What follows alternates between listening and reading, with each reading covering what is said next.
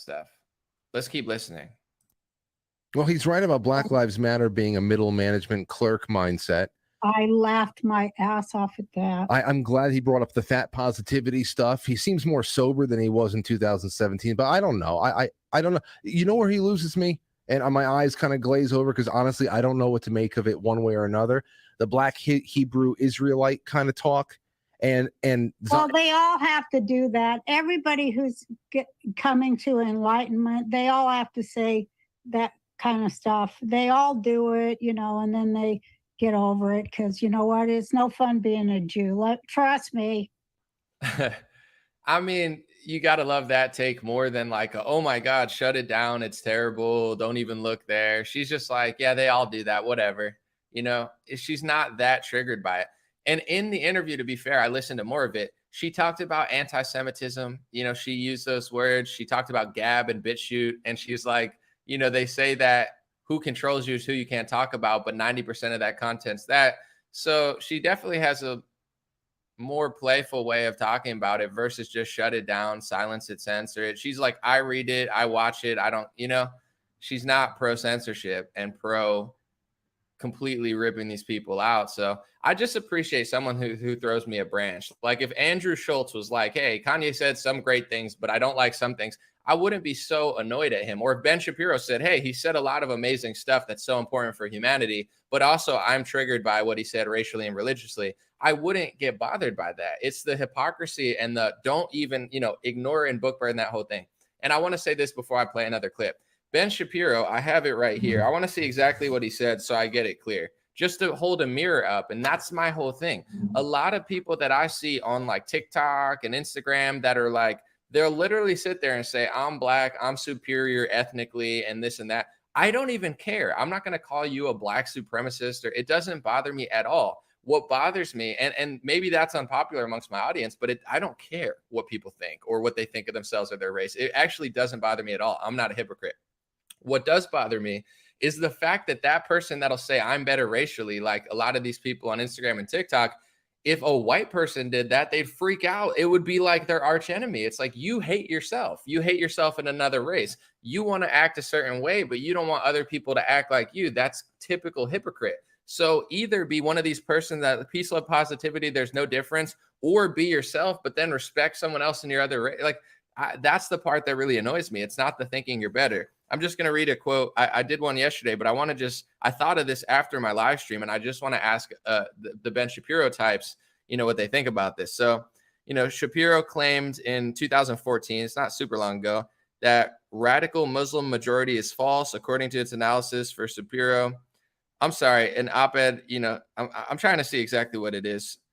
I guess here it is. He said, defending that broader ideology by downplaying the so-called fringe minority only emboldens those of the radical minority, and radical Islam tends to predominate inside of Islam. The West cannot be a great defender of Islam because we have no capacity to slice radical Islam out of the broader Islam. So I'm not mad at that statement. I'm not here to condemn what he said. Say what you want, Ben. It's America, or it should be. Here's what I'm saying. He's trying to basically make the point that you can't slice out radical Islam out of Islam, so we have to reject the entire thing in America. What if I said that about his religion? What if I said, Ben, there's no way to slice non-radical Judaism out of Judaism, so we need to reject the whole thing? You get what I'm saying? Would Ben Shapiro allow me to say that? No, he would screech and scream Hitler and anti-Semitic. I'm just asking you, be able to take it if you could dish it out. Like a Roseanne, where she dishes it out. She has her opinions, but she's not going to quash it all. She's going to be like, I don't like that. I think it's hateful, but I'm going to say my piece on it, and I'm going to point out the good things. Ben Shapiro would cry. He might just literally shake and go, he sounds like a little nerd. He's like, he's like, oh my God. It's like, that's what you said about radical Islam, basically, that you can't slice out the non-radicals, so it's best to just reject the whole thing. Could I say that about Judaism? That it corrupts in a nation and we just need to? Of course not. This is all I'm asking. If you could dish it out, you got to be able to take it. I don't care how people think about their race. If they're a self-hating person, I hate myself because of my race. I love myself because of my race. I think I'm better. I think I'm worse. Boo-hoo, boo-hoo. Have your opinion. Have your perspective. I could speak on it. What I don't like is the hypocrisy. don't dish it out if you can't take it. That there's something weird about that and counterproductive. I want to hear Roseanne talk about what she considers a civil war in the Jewish community, because, you know, Roseanne Barr, once again, listen to her speak. Like, it's like a yay. Don't listen to what people say about Roseanne Barr. Listen to her, because she's usually more interesting than any of the people, left wing, right wing, pro this, anti this. She's usually more interesting than them. And I can't stand, while I'm here with some sort of media platform, I can't stand people that try to cover up things that are better than them. It's like, at least go listen to it. So here's her saying something that I'm not really aware of, slash, I don't know. She says it better. It's horrible. The Jewish people are in a horrible civil war, and nobody's noticing, especially the Jewish people who are under the worst mind control. Like I was telling you, Jews are under quadruple mind control, and Black people in America are under triple. Maybe now, since Kanye talked, it might go into quadruple. Quadruple. What? See, but I think the same people that fired me, they were all Jewish. And I went off the Jewish reservation, as Candace Owen and Kanye talk about, and other conservative people of color. But I went off the Jewish ghetto because I actually talked about the Jews of the middle, the rights of the Jews in the Middle East who are not white. They're largely brown and from Arab countries. And American Jewry is blind to that. I'm going to play the second part of that clip. I mean, it's a larger clip. Once again, the Quite Frankly podcast has the whole interview. Someone said, that's not fair what she's saying. I mean, life is not fair, but I don't, you know, you're entitled to your opinion. This is hers. I'm going to listen to the end and then we'll react.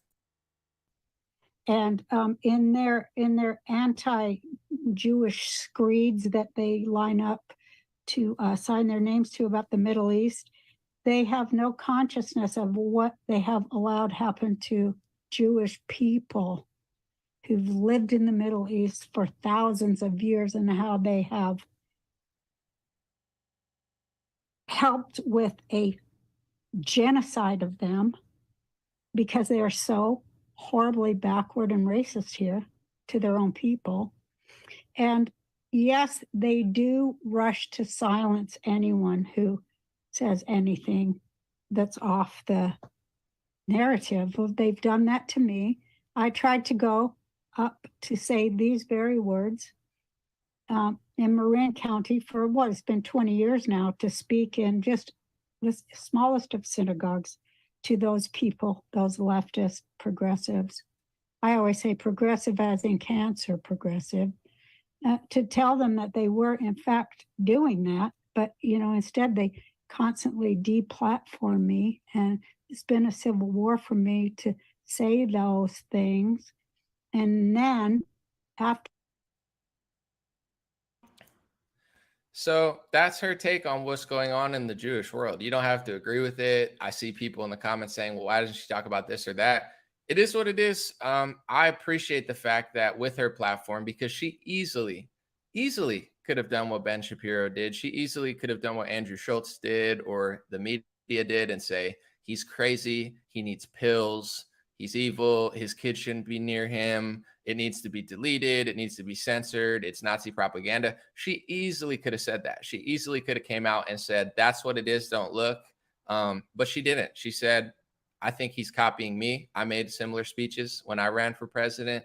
I see the good in him. I think he's trying to break through the mind control. I think he's tapping into something important. You know, it's just much more honest. We don't always have to agree. We're not always going to see eye to eye on everything when it comes to social, racial, and political issues. But I just don't see anything getting better in the racial or social department when people can't openly talk about it and just be honest about certain narratives. So I love what she said. I think once again, Roseanne could have easily taken another route. She didn't. And the fact that she went much further than most right-wing media to pretty much defend him and say that anybody that can't be controlled or, you know, scripted basically will be canceled and challenged. It's pretty epic, pretty epic. And I'm going to end on this note. I'm going to keep this one pretty short. I'm going to try to. Thank you guys for watching this week. Dream Rare Podcast everywhere. Check out the podcast that was a part of, quite frankly. I just want to give full credit there. But my podcast is called Dream Rare Podcast.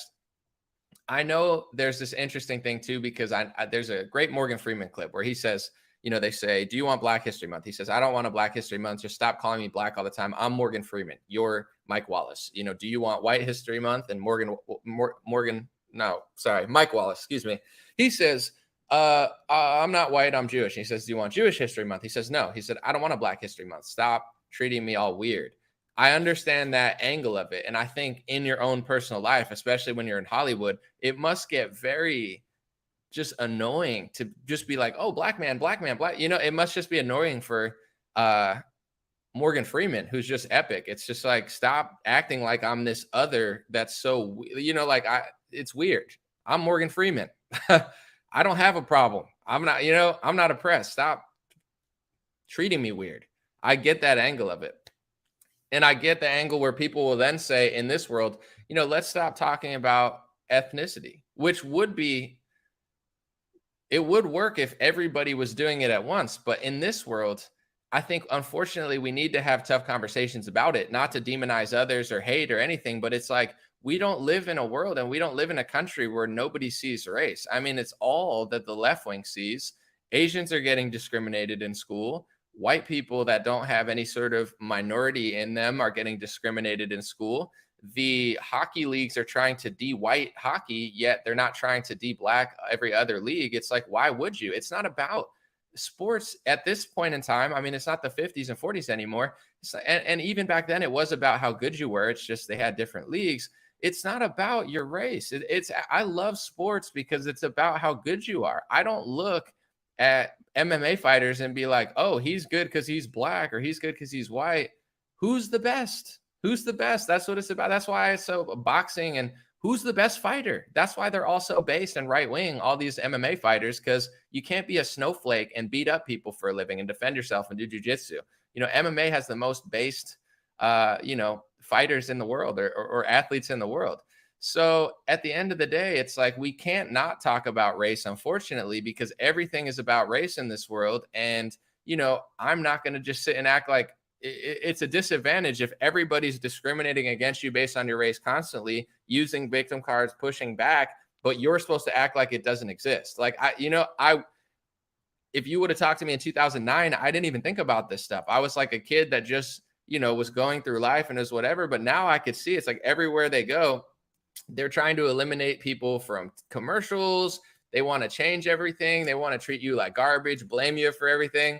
So unfortunately, I think that people do need to educate themselves on, you know, ethnicity, religion, etc., to be well equipped to have a conversation. Because if you're not in this world, they're going to stomp all over you. You know, when it came to the vaccines, not to get off topic, when they were sending people door to door to educate you, you remember that? They were like, Biden administration is going to send people door to door to educate you on vaccines. I was hoping they came to my door. I wanted them to come to my door because I know more than the person educating me. You know, I've armed myself with education on vaccines, on liability, on the PrEP Act, on mRNA shots, on the data. You know, luckily I do this for a living, so I'm constantly learning every day because I have to in order to make a show. But it's not like that even scared me. I'm like, come to my door and I'm going to film it and it's going to go viral, me just completely destroying you with facts and science. So that's how you win in this world, you know, and in an overly racist racial world, I'm not going to call it racist, but racial, you know, whether you're Jewish, black, white, Asian, Hispanic, whatever you identify, maybe you're Jewish, but you don't think you're Jewish, you think you're white, maybe you're Christian, but I don't care what you are or what your ethnicity is or what you consider yourself, or if it's a race or religion, whatever you are, educate yourself with knowledge and information and wisdom on all these fronts. So when you're faced with this in any part of life, because you will face it regardless of who you are. If you're black in America, you're going to face somebody that comes to you and treats you all weird because you're black. You know, like that's going to happen. You could call it racism. It could go both ways. It might be a left winger, like just treating you like a alien because they're afraid to like treat you like a human or something. They're like, oh my God, can I give you, you know? And it's like the Morgan Freeman take where he's like, stop acting so weird around me. You know, I'm not just a black man. I'm Morgan Freeman. I'm the man, you know. You don't got to treat me weird. I do what you do. I do it better. I'm Morgan Freeman, you know. Don't talk to me like that. So no matter what you are, you're going to face crazy stuff in this crazy world. So arm yourself with education, knowledge, wisdom, things that, no offense, but the people who cry racism all the time, they don't want you to know, because that's an easy word to use and just shut down an argument, but it's really not going to help you. So, you know, regardless of who you are or what you are, there's going to be weird moments in this world. And depending what group is in power and depending what group is on the downfall, you know, it's going to go in certain directions. And just a quick example, during the war on terror, they needed to demonize Muslims to get, you know, Christian and conservative support. I'm not telling you what to think about whatever. It's on you. I'm just saying they tricked Christians and conservatives in the 2000s in order to take away your rights and then persecute Christians and conservatives. There's a message there. You know, you think it's about them, but then it's about you. All of these Patriot Act style intrusions of privacy are now being used against white Trump supporters by the Biden administration, you know, in similar ways. There's a message there. Ethan Klein, he claims on Twitter that he's a dual citizen of Israel and USA. I didn't say he did.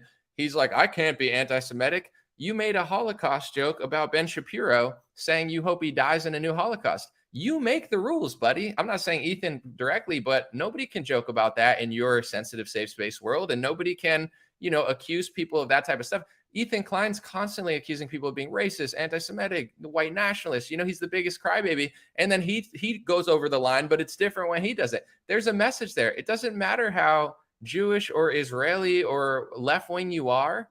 You know, this is why we have the First Amendment in America. It's not to fight the anti-Semites or to fight the Muslims or to stop the white nationalist Christians. The First Amendment is supposed to be for everyone. And everybody who gets rid of it eventually gets persecuted. It doesn't matter if you got a vaccine.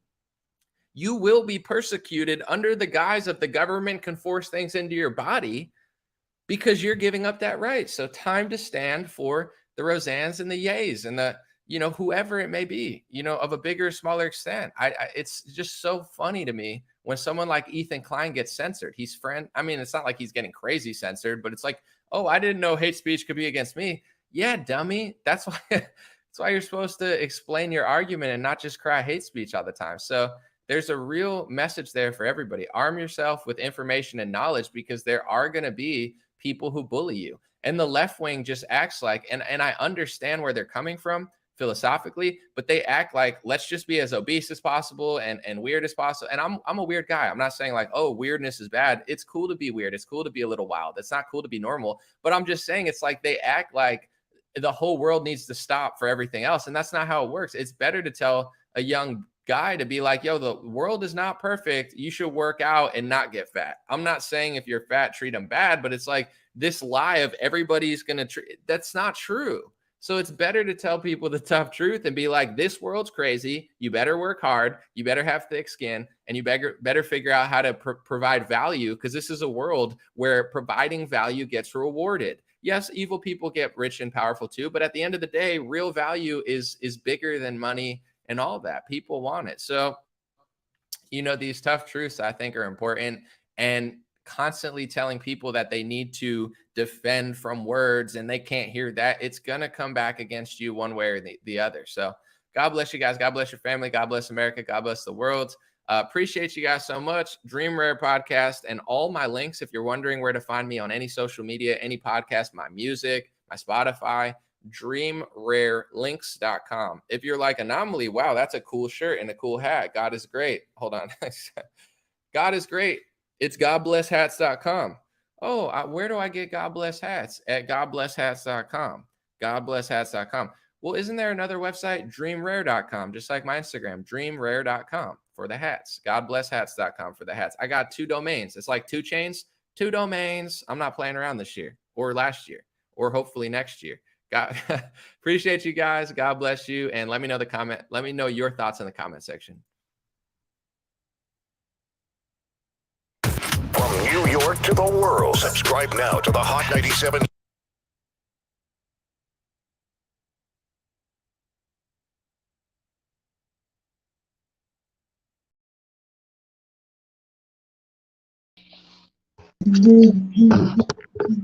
All right, all right, all right. Mr. Bates, you got that next link?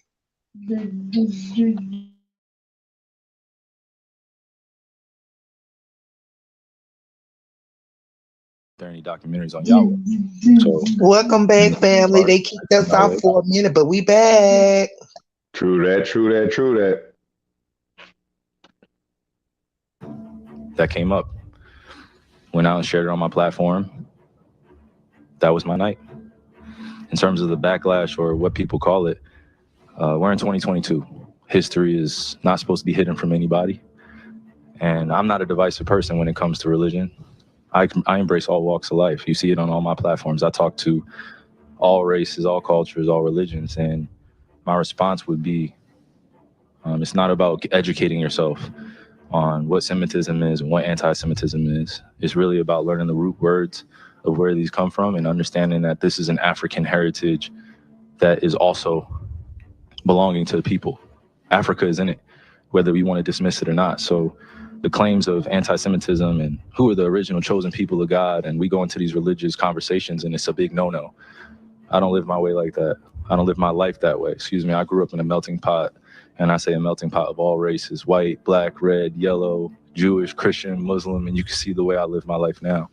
I'm not here to be divisive, so they could push their agenda. I don't want to say they, because I'm not identifying any one group or race of people, but I'm in a unique position to have a level of influence on my community. And what I post does not mean that I support everything that's being said or everything that's being done, or I'm campaigning for anything.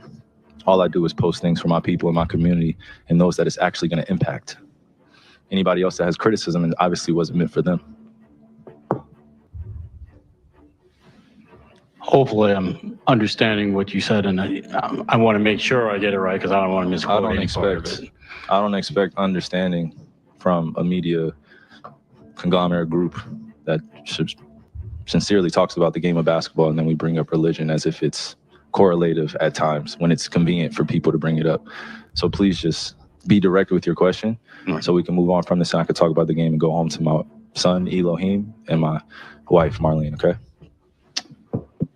Am I to take it that this was what you shared was not something that you've even watched? This was, you did watch it, or either watch it or read it. I had a lot of time to read a lot. Read a whole bunch. Good and bad about the truth of our world. So then do you, I guess, understand or not understand those that might imply that that work had anti-Semitic leanings in it? I only ask this because the tweet is still up there, so we're in 2022. It's on Amazon, a public platform. Whether you want to go watch it or not is up to you.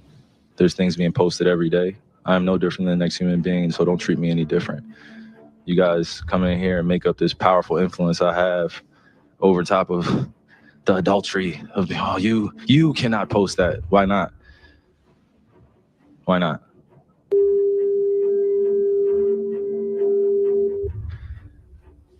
I don't hear uproar on that.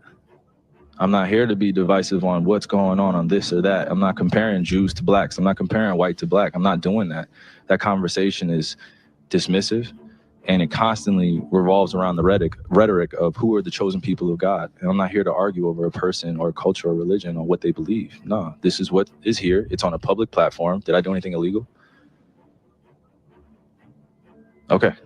Yeah, that's what I'm saying. Did I do anything illegal? Did I hurt anybody? Did I harm anybody? Am I going out and saying that I hate one specific group of people? So out of all the judgment that people got from me posting, I just, without talking to me, and then I respect what Joe said, but there has a lot to do with the not ego or pride of how proud I am to be an African heritage, but also to be living as a free black man here in America, knowing the historical complexities for me to get here. So I'm not going to stand down on anything that I believe in. I'm only going to get stronger because I'm not alone. I have a whole army around me. Okay, Reed, while we're on the topic of promotion, why did you decide to promote something that Alex Jones said? That was a few weeks ago. I do not stand with Alex Jones' position, narrative, court case that he had with Sandy Hook, or any of the kids that felt like they had to relive trauma, or parents that had to relive trauma, or to be dismissive to all the lives that were lost during that tragic event. My post was a post from Alex Jones that he did in the early 90s or late 90s about secret societies in America of occults. And it's true. So I wasn't identifying with anything of being a campaignist for Alex Jones or anything. I'm just there to post. And it's funny, and it's actually hilarious because out of all the things I posted that day, that was the one post that everyone chose to see. It just goes back to the way our world is and works. I'm not here to complain about it. I just exist. And to follow up on the promotion of the movie and the book. Can you please stop calling it a promotion? What am I promoting? Put it out on your platform. But I'm promoting it? Do you see me in front of the By putting it out there, people are going to say that you are Yeah, I put it out there just like you put things out there, right? Yeah, but it's not you put things out there for a living, right? Right, but my stuff is not so let's move on. Filled let's with move on. Anti-Semitic Let's stuff. move on. Don't dehumanize me up here. I'm not doing that. Another You're human free being. to post I can post whatever I want. So say that and shut it down and move on to the next question. But Kyrie, you have to understand that I don't have to understand anything from you. It's Nothing. not me. Nothing. By It's no posting people that what you're you making did, up, bro. Move on. But by posting Move what on. you Next did, question. Anybody Do you guys have any more questions? and they're going to say, you guys have any more does he have questions? Because this is going to be a clip. beliefs? This is going to be a clip that he's going to marvel at. Is this any more questions? But you're not answering the question. This is another answering your question. Oh my God, let's make another Instagram clip so we could be famous again. Listen, Genesis chapter 11, verse 10 explains the genealogy of Shem. Shem was a black man in Africa. If you repeat this back, Genesis 14, verse 13, Abraham steps on the scene. Being a descendant of Shem, which is a fact, means Abraham too was black. Abraham, born in the city of a black man, called Nimrod, grandson of Ham. Ham had 4 sons. One was named Canaan. Here, let me do some explaining. Abraham, Isaac was the... Jacob had 12 sons. For real, and these were the children of Israel. According to Genesis chapter 10, these were the children of Israel. According to Genesis chapter 10, these were the children of Israel. According to Genesis chapter 10.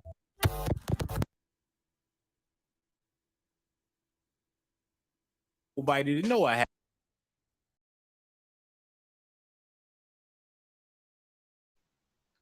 All right, family. Blessings. Shout out to Bree for here in the comment section. Shout out to everyone that came over. We got shut down a little bit early. So, Mr. Bass, do you have anything else? Because those were the last 2 that I have. Do you have anything else for the family or no? Not at this time. All righty, y'all. Mr. Terry. Nah, just, just listen to the content, man, and just realize, what I'm saying, just, how demonic and everything this stuff is, man. People want to take your words and criticize you and you change it up because, I didn't know how Kyrie Irving had made that video, and I was like, wow. But I knew he was like a very spiritual, calm type young man by hearing about, his background is basketball. Because, my son, he like basketball, and Kyrie is one of his favorite players.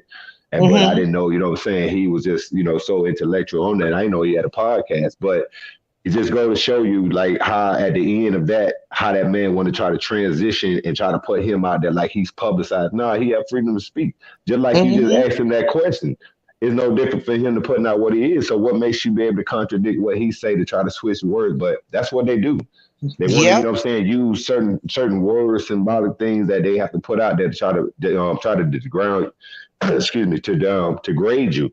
And he caught on to it. Like he told him, man, you playing games, bro. You know the truth. So any more real questions, I answer. But, don't play the radio, man. And that's what we all have to fail to realize. Listen to the choice of words and understand. This been going on for a long time. It's just people just starting to talk about it because they done got tired of it. True that. Yeah. So, it's time that we take a stand, and because this can no longer go on, for all the ones that don't see the hell with y'all, guess what? You choose a side, whether it gonna be good or bad, heaven or hell, you choose a side. Choose today who you gonna serve, because I know who I'm serving, and guess what? I'm dying by mine. And that's a fact, That's what I'm saying, like you said, and that's what they use. Social media. But if you look at everything, Ye had said back in the day, when he read that list off. Shit, that's the whole industry. Mm-hmm. What can you justify means on that? If you do your history and everything, shit, from straight to the gates. I mean, they running the whole thing. So it's not like, what I'm saying, it's nothing new. Only thing it is, they just took it to the point now they can take the laws and use it. I mean, it's not, listen, first of all, you being a LGBT community, and I mean, I have nothing against them, but I'm talking about the higher ups and stuff like that. They just Yeah. use that shit. That's a gangster move, man. That's a straight gangster move. And they played the situation just how they play it. And I mean, they even got their own law. Shit, I thought black people, the way we've been treated, shit, we should have our own law. But you know what I'm saying? It's about power, money, and respect. But at the end of the day, it's only one big power. And you got to Thanks. understand, if you believe in that man, believe me, he can show you the power. And sooner or later, the ones that's woke, we gonna see the power because he gonna have to present Amen. it. Amen. And you know what I'm saying? All I can say, like you said, we all need to get that closer bond to him to have understanding, man. And then, because when he open your eyes, it's gonna really freak you out. But it's gonna be in the freaky way where it's like, damn, this shit is real as hell. Yeah, it's Amen. been real. Amen. Yes. Yes. I mean, like, when you have an awakening and when you see things and you be like, whoa, like you would be like, Lord, I didn't know these type things walk on this earth. Like, I didn't know this. Like, it would be so much till you have to just step back away from it. Mm-hmm. I mean, because I'm like, whoa, I'm talking about all of the lies, the things you see in the spirit. I mean, I mean, I'm like, you know what, Lord? I'm like, man, when you gonna come see about me? Cause this right here, yeah, this this another right got to here, another transition. this Hey, we right talking here about you, ain't and right, you want us Lord. to be ready for this? Oh Lord, but I understand your will and your way. But whew, Mhm. the way they bring it, man, it's like it's so messed up, man. But it just get you to that point. Nothing is Mhm. nothing in the world for free, man. You can't even advice ain't even free no more. Amen. Yeah, Amen. so If they're like not man, perverting it, if they're not perverting everything, they're lying about everything. It's just so, Satan has had his time of running this earth, time's up. Time's up for him, his fallen angels, his minions, all who wants to serve him.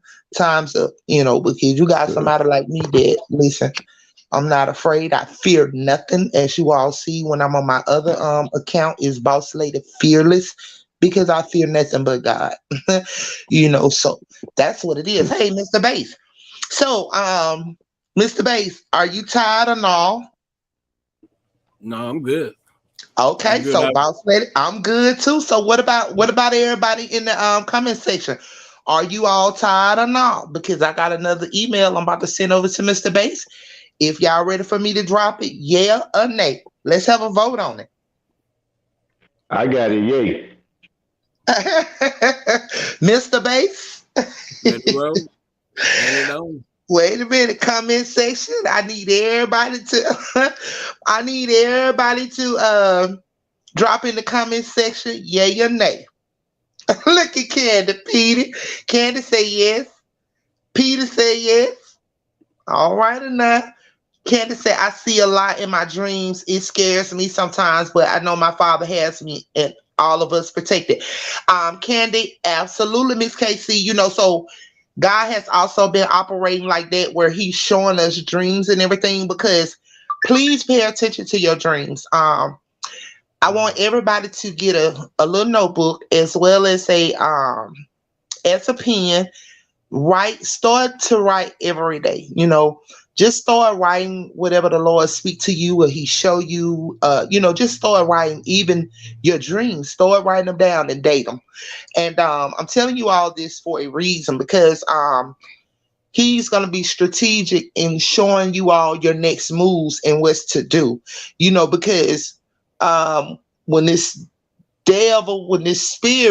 evil spirit does what it does, God is already telling his children what to do next and how to go about doing things. So you all please just start writing things down when he speaks to you, when he give you a dream, when you're given a vision or whatever. Just start writing it down, you all, okay? So I see. Okay, so KC, yes. Petey, yes. Bree, yes. Louisa, yes. Miss D, yes. Vita said, I'm good. I've been hanging since 2 p.m. Parch, yes. Okay. Miss Yes, Di ma'am. said, let's go. All right. So, Mr. Bass, check your email. So you all know when Vita came up to the panel, we all discussed, I think it was Friday, I'm not sure. I think it was Thursday or Friday, I'm really not sure. Where me and Vita was on the panel and we discussed Yee's finances. And we told you that the money was the math and, it wasn't adding up. If I don't know anything else, I know numbers, you guys. So we actually have that. And also, Mr. Bass, I'm about to send you another one because I forgot to attach this this URL to that email. So I'm about to send you another one right quick. This one here is it's pertaining to chaos, but it's spiritual. So roll it with those, and then that other one. All right. You got them situated from top to bottom or bottom to top? Okay, so the first one I sent you, it's about 2. No, I got 6 of them in there. Yeah, it's 2 at the top and 4 at the bottom, correct? Right. Okay, the 4 at the bottom is G, the 2 at the top is R. Kelly. But however, just hold tight, hold tight. I'm just going to resend that email and I'm gonna attach this one to it, okay? All right. So give me 1 second.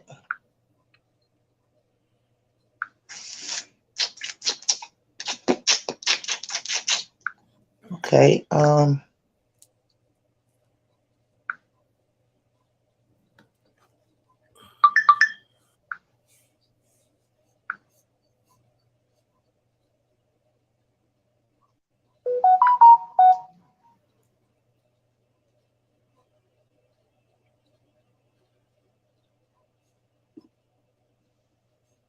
Okay, so Mr. Bass, check it now. Uh-oh.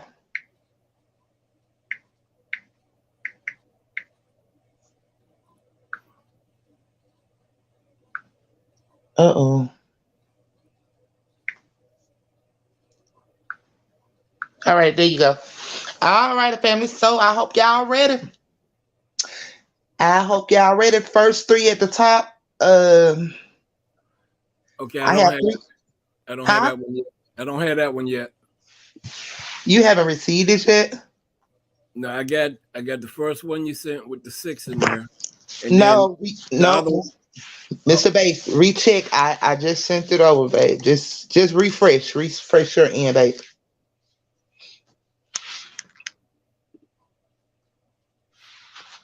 Shout out to Mr. Terry. Shout out to Mr. Terry for supporting the channel. Blessings, love, blessings. That's what we do, baby. Are we gonna stay with Kanye, or you want to go to R. Kelly? Okay, Mr. Bass. So you can keep it in the order in which we have been doing all day.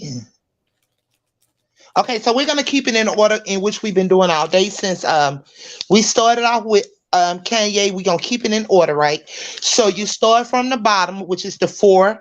As soon as those 4 run through, then you're gonna start with the 3, and we're gonna end it with Chaos, which those 3 are R. Kelly, okay? 10-4. All righty, babe. Shout out to Mr. Terry for supporting the Cash App to the channel. Thank you, Mr. Terry. Thank you, Vita. All right, I'm about to go on mute, you all. So Mr. Bass is about to bring it up for you all. I'm in here though, gang. I feel energized. Oh boy, that shift that took place, like I just feel, I feel energized, y'all. God is good. All the time, babe. All righty, y'all. Here we last go. pair of Yeezys in today, or was this yesterday that we got these They came yesterday. I got my last pair of Yeezys in yesterday, and I talked about it on a video that I dropped. These are the actual Yeezys that came in. These are the last pair of Yeezys that they're ever going to sell. Now, if you can see in the background over there, right there, I have a wall full of J's, Yeezys, Grails, all of that type of stuff, right? I have storage units that have unworn Yeezys and Jordans up and down. I mean, I have to do an inventory. I have so many freaking pair of sneakers. I got at least 200 pairs of unworn Yeezys, all different kinds, zebras, these new 350s that just came out. Adidas has officially terminated their deal with Yeezy. Now, I already predicted this. I didn't know how it was going to happen. Kanye West was already angling to get out of his deals with both Gap and Adidas. And then everybody is basically, playing Me Too and distancing themselves with Kanye. I also got in some J's, and somebody said that this was a Detroit designer, Rita, and that's why I got Detroit on the box. I did not know that. And so these is absolutely dope. So they had these new releases. They got the 2s and they got Detroit on the box. So shout out to my Detroit players. And I've seen a lot of people in Detroit. And so that's why we seen them. Me and Leslie have seen them at the game. And so if you can look at the paper, see that? It got Metro Detroit. What a lot of people don't understand is that even people outside of Detroit, around Detroit, say they're from Detroit and they're not even really from the city, right? And so this kind of gives you an idea. This is Pontiac. Pontiac is the shout out to Millionaire stepchild of Oakland County. Oakland County is one of the richest counties inside of Michigan, and Pontiac is the redheaded stepchild where all of the black people is staying at. You know what I'm saying? Don't park your car over there. You might be coming out on some HUD caps. You got Flint, and this kind of gives you an idea. Flint is about an hour or so away from Detroit. Detroit is all the way down here. Flint is all the way up here. Completely different water sources.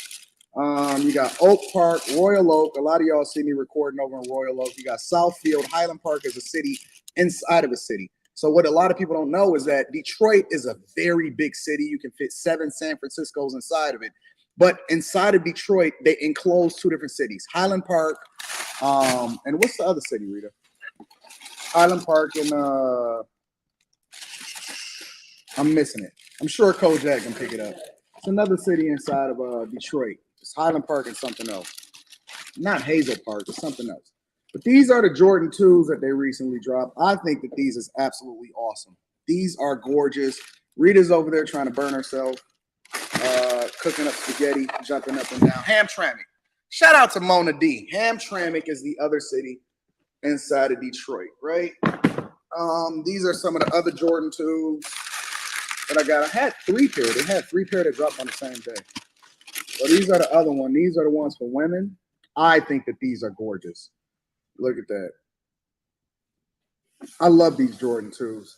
And then look in the inside, right? You see the inside? Let me show you the inside of the other one. And then I want to start breaking down this Piers Morgan interview really quickly.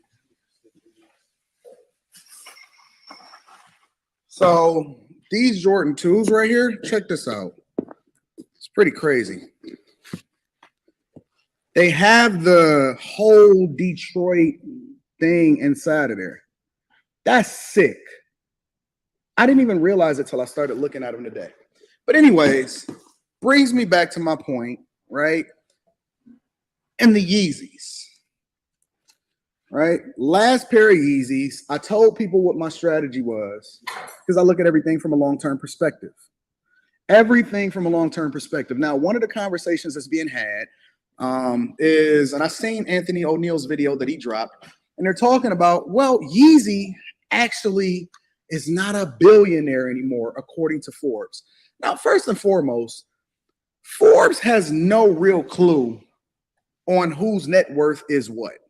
It's all estimated, and they're guesstimating because it's the only way that Forbes is even staying relevant today. I'm just going to be absolutely honest. You cannot lean to these publications. You cannot lean to Social Blade. Somebody said, Anton, I know how much money you make. I said, how? I went to Social Blade. I was like, I went to Social Blade after they went to Social Blade, and it says I make somewhere between $2,000 and $250,000 per channel per year. And I'm like, this is wildly inaccurate, first. And why is it such a wide range as far as the numbers? And then they said, well, your net worth is online. And I said, well, what is my net worth? And they went in and they pulled up my net worth online and it said, Anton, you're worth $4 million. And then another site said, Anton, you're worth $6 million. I said, that is wildly inaccurate. I'm worth way more than that. Way more than that. But I digress. You have these YouTubers and you have these publications that largely capitalize off of estimating and guesstimating somebody's net worth, especially celebrities, right?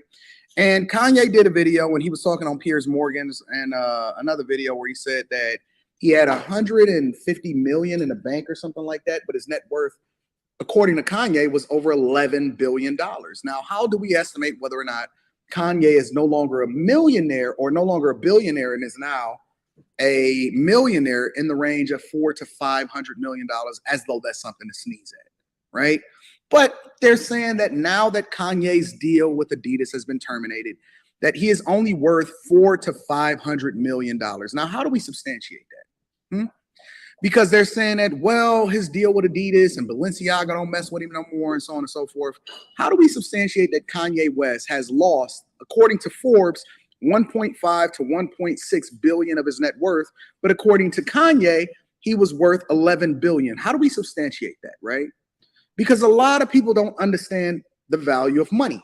And so they'll go by what they think a person has in cash, and then they'll maybe add in a little bit of real estate, and they'll say, well, they're rich because they're a millionaire.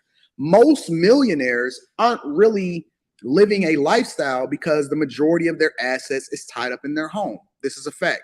The majority of millionaires' assets are tied up in their home and in their retirement, including their 401k, their Roth 401k, their Roth IRA, so on and so forth, right? And so we go by net worth in order to try to substantiate whether or not somebody is a millionaire or not. Millionaire status is not even that great anymore because it's a lot of millionaires. I personally know a decent amount of millionaires. There's a lot of millionaires in the United States of America. But let's continue, right? Let me break this down for you. So apparently Anthony O'Neill and the rest of his YouTube community is going by Forbes in order to substantiate whether or not Kanye West is no longer a billionaire. But who determines the true net worth of an individual, right? Because if Kanye West then starts to go direct to consumer like he said that he would a long time ago, is he still a billionaire? How do you evaluate the net worth of Kanye West and, as a result, his companies? I would say that Kanye West has his pick of options as to whether or not he wants to go direct to consumer, which I believe that he will, and I believe that I'm going with him because even me, I deleted the Confirm app today. I have no reason to ever buy another pair of Adidas, not necessarily because, I'm rolling with Kanye or not rolling with Kanye, because I like what Kanye does. I don't believe or agree with every single thing that he does, but that has no bearing whatsoever, right? But the point is that I have nothing to buy from Adidas because I wasn't really messing with Adidas prior to Kanye West going over there in the first place. So I have no reason to have the Confirm app anymore. It's a moot point. I don't need it anymore. The only reason I was ever rocking with Adidas and I bought an egregious amount of pairs, which is then now becoming extremely profitable as a result, was because Ye was over there. Was because Ye. And so we like to use people, specifically people like Kanye and other celebrities that we can then tear down in order to try to substantiate our arguments of whether or not Kanye is a billionaire or he's just a measly half a billion millionaire. I would say that Kanye's West value actually went up. I would say that Kanye West, somebody said, are you canceling Spotify too? I don't have Spotify. I have Apple Music. I am an Apple guy. I like the Apple ecosystem. I don't have Spotify. And I'm not canceling anybody. I'm just saying that I have no reason to buy Adidas because outside of their Forum sneakers, I wasn't really messing with Adidas anyway. James Harden's shoes is trash. Trae Young's shoes is trash. Dame Lillard's shoes is trash. Kanye saved Adidas in America specifically. So my point is that I believe that his net worth actually went up. I believe that he's even more valuable. I think he gets more money per shoe. And then when he does this direct to consumer model, he is going to absolutely listen. The establishment, if you can't see that the Forbes magazine has a vested interest along with all of these other companies to Me Too Kanye, you are missing it. It's so easy to take a Forbes perspective because they are a publication. How about we take the Washington Post's perspective? Oh, you didn't know that it was 100% owned by Jeff Bezos? Thank you. I appreciate it. The Washington Post is 100% owned by Jeff Bezos. Should we believe everything that they say also? Or should we take into consideration who's the publication's owner? So Forbes is a company that is a for-profit company, not a non-for-profit company, but a for-profit company, just like every other person and every other company that is trying to cancel Kanye West. They are not absolved from the same standards by which we hold companies as far as trying to Me Too somebody. And so I believe that Forbes has a vested interest, especially now that we're talking about him again, because nobody's really checking for Forbes, right? I believe that Forbes has a vested interest in also making these publications and also reporting, because they don't do any real research. They guesstimate just like all of the rest of us about how much money somebody has. And until Kanye said, yo, this is what I'm rocking with, nobody really knew.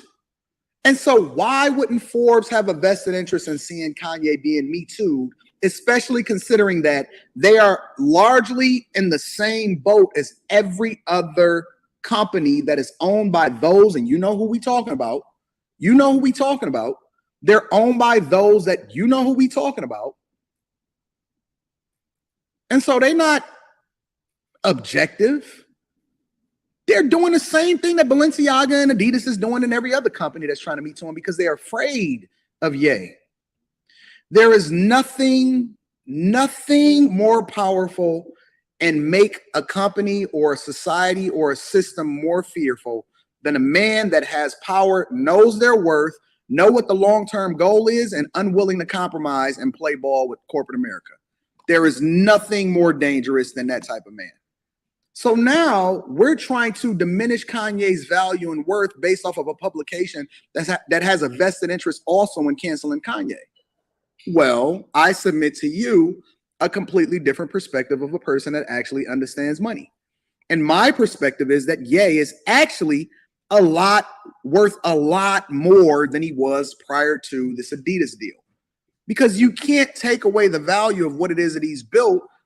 And the minute that he stands up a company that he goes direct to consumer and cuts out all of the middlemen, such as Adidas and Balenciaga and Gap and all of these other companies, how is he not worth more? Kanye West is similar to, what's my man's name in the music business that's actually making more money than everybody else, but nobody actually talks about him because he's not a part of the system. What's the fast rapper's name? What is his name? He's completely independent. He manufactures all his own merch. He does more shows than any other artist. No, not Joyner Lucas, not Bad Bunny, not Twista. Tech Nine. Ooh, I love my audience. Shout out to Kyle. Tech Nine. Tech Nine could quite possibly be one of the richest rappers, but he gets no publicity as a result of it because he's not a part of the system. Tech Nine. Tech Nine is the king. Look, Rita, like, I don't even know who that is. Tech Nine, listen, if I had to pick a GOAT of hip hop and I was just looking at it purely from a financial perspective, I'm going with Tech Nine all day. I'm going with Tech Nine. Tech Nine is the king of rap. King of rap. Truly have an audience. When I had a conversation with I believe it was the lead attorney, and I was telling him in Pocket Watching with JT, they said, Anton, would you rather have 1 million subscribers or have 100,000 subscribers? I said, it depends. The context is, I said, well, I'd rather have 100,000, but the context is I'd rather have 100,000 that truly rock with me than 1 million that's fair weather. Because similar to how I showed y'all the roommate show yesterday, shout out to Noble Xavier. Similar to how I showed y'all the roommate show yesterday, 500,000 subscribers don't necessarily translate to $500,000. Just because you got a lot of people and the numbers look good, similar to how it is that they do on Billboard, they will buy your record, but you only making a cent per album. And you still got to pay back the loan that they gave you as far as what it is that they forwarded you, what they advanced you. I'd rather be Tech Nine. I'd rather be Tech Nine. You can take Lil Baby, I take Tech Nine. I'd rather have 100,000 that love and adore me, than 1 million that's fair weather. Because I cannot tell you how many content creators hit me up on a regular basis. They got 2 million TikTok followers, 4 million Instagram followers, 500,000 YouTube subscribers, and is broke AF. Broke AF. Half of these people have people that are backing them that is taking money out of their pocket because they signed a content creation deal with another company. I would submit to you that people that are a part of me, like Aaron and Brittany, make more money than some of your favorite content creators. Aaron and Brittany make more money on Fight Club with rocking with me with Fight Club and the different deals that I'm doing on their behalf than some of your favorite content creators that got 100,000, 200,000, 300,000 subscribers, because they don't know the money game. It's easy to get a record deal when then they give you a chain and then they give you some shoes. All they did was Kanye is starting to wake up. First, he got the endorsement deal from Nike. Then he got the distribution deal from Adidas. And now he said, F the middleman, I'm cutting everybody else. What makes you think, because they had the same narrative when he didn't do the deal with Nike, what makes you think that Kanye is not actually worth more? But we so programmed to be a part of somebody else's handout that we're not willing to see the bigger picture, which then would empower you and give you more power. See, they fear Ye, and it ain't about what he said. They fear Ye because he's going to unlock the true code of what it takes to really, really be able to substantiate your net worth through owning what it is that you do and getting rich. Partnering with the right people that actually have your vested interests at heart. They fear Ye, Ray. They fear Ye. They fear the Tech Nines. Why do you think that we celebrate and they promote and we celebrate all of the people that ain't really making no money? Bro, I just watched T Grizzly interview yesterday. He said, I don't even rap no more. Rap money is trash. And then when I told y'all that y'all favorite rapper wasn't even getting no bags, and I actually was making way more, I make way more money and I will make way more money forever than some of your favorite rappers, you dismissed it. But you don't even realize that they got so many people that's actually making money that got their hands in their pockets. Some of the best things that can ever happen to you is you go through it. Because what happens when you go through it is that it releases you and it teaches you at the same time how it is that you're supposed to be moving from a financial perspective. A lot of y'all don't actually want to go through anything that would then allow for you to actually learn a lesson that empowers you to get richer, but you so busy using these easily owned publication talking points to then diminish who it is that we celebrate as heroes that's actually giving you the game on how it is that you're supposed to get rich.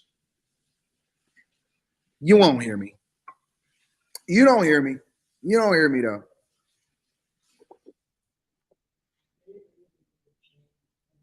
Yeah, they give you a chain. Rita said, do they really give you a chain as a rapper? Yeah, they give you a chain as a rapper.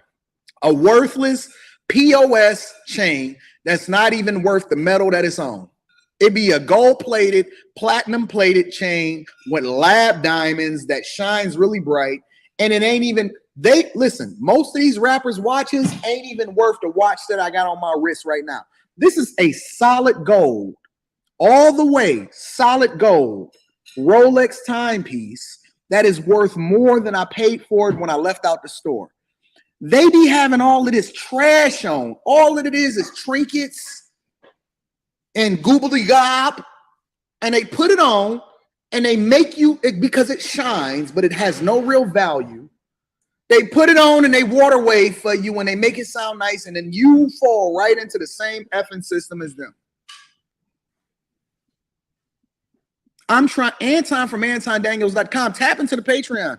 Link is in the description as well as pinned to the top of the chat. I'm teaching you how to cut out the middleman. Listen, you think that we doing our merch? Why you think it's taking me so long to stand up my merch? Because I did the content creation space. Why do you think I bought a space as big as it is?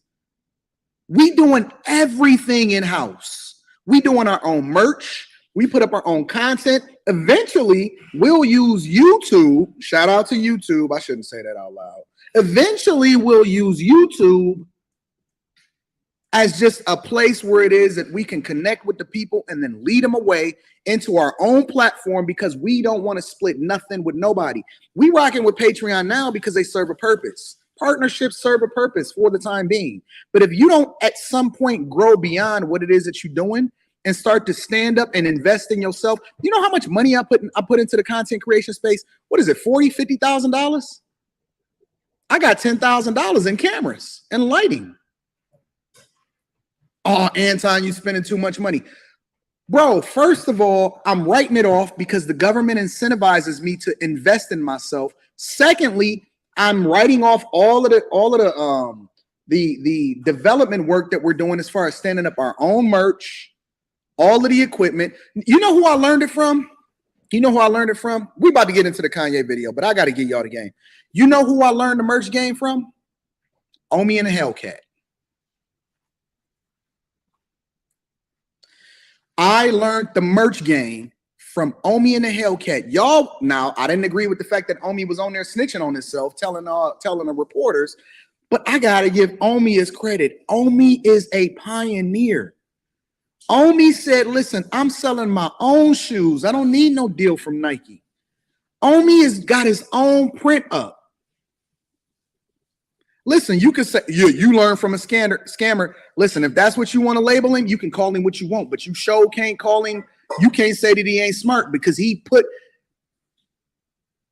you don't see the way he stood up his printing business, how he doing his own merch, listen, this is what they want you to do, is this comment right here. They want you to hold people accountable and never let them come out of whatever it is that they is. Listen, Omi took responsibility for what it is that he's doing, but I'd be a fool not to look at this dude and say, hey, hold on. How he do that? He giving away free game. I want all of the free game. I want all of the free game. You know who else I'm learning from? We gonna go with another person. You know who else I'm rocking with? You know who else I absolutely love how it is that he market himself and what it is that he doing? I love Bandman Kevo. I love Bandman Kevo. I think that Bandman Kevo is a marketing genius. Do I agree with everything that Bandman Kevo says? Absolutely not. Do I align with some of his business practices as far as what it is that he does for a living, literally? Absolutely not. But if you telling me that I can't look at how it is that this dude market itself and say, yo, I can learn from that dude, because you're not always going to agree with everything that everybody say, man, you out of your mind. You are out of your mind. Yeah, they say he got a BBL though. I don't give a F what he doing with his own body. That ain't got nothing to do with me. I'm looking at how it is that he markets himself. He keeps his name in the spotlight. Y'all gonna have to start looking at how it is that you can start taking information and insight from other people and you don't have to listen to everything that they say. You ain't got to go and stand up a pirate insight like Omi and the Hellcat did at one point, allegedly. You can take how it is that he's built different businesses and invested in his own printing and marketing company, and then aligned with and partnered with a lot of other content creators in order to be able to push out his products. You ain't got to do what Bandman Kevo is doing with his body. But if you can't understand how it is that he's able to communicate effectively and market himself, then you the fool. You the fool. But I digress. My point is that I believe that Kanye West is absolutely positively worth more by cutting out the middleman. And they hate the fact that they're trying to stop him from standing up his own products and not partnering, because when they ain't getting a piece of what it is that you got, instead of being happy for you, now they look at you as competition. And there's so many different ways in which these companies play games in order to try to kill your product behind the scenes so that they don't have to compete against you. Kanye, if he gets this product up and he go direct to consumer, he gonna mess up all of these people money. He gonna mess up everybody's money because they trying to contain you. They want you to do like Jordan. And don't get me wrong, Jordan is a billionaire and all of this other type of stuff. But they say, listen, I want you to be rich, but I want you to be rich under me. I want you to be rich, but I want you to be rich under me, which means that I'm gonna always get a piece of whatever it is that you got going on. I'm telling you, mark my words, we are going to revisit this the same way that we revisit everything else that I'm right about. And I'm telling you, then they're going to be on his nuts trying to partner with him. And he's going to be like, best-selling author is back, Anthony L.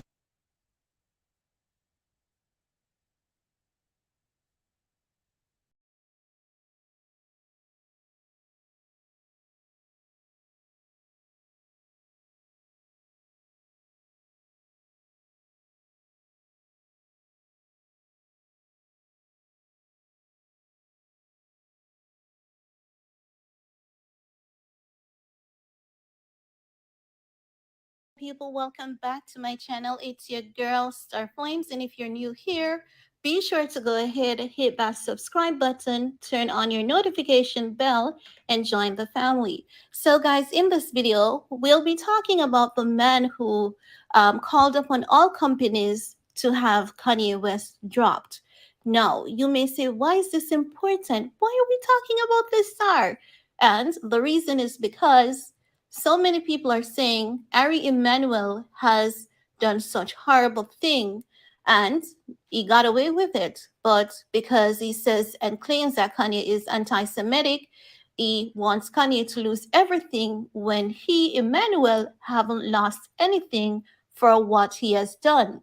Now, it says that this man is one of the most powerful people in Hollywood who has been making racist remarks towards Black people and gays.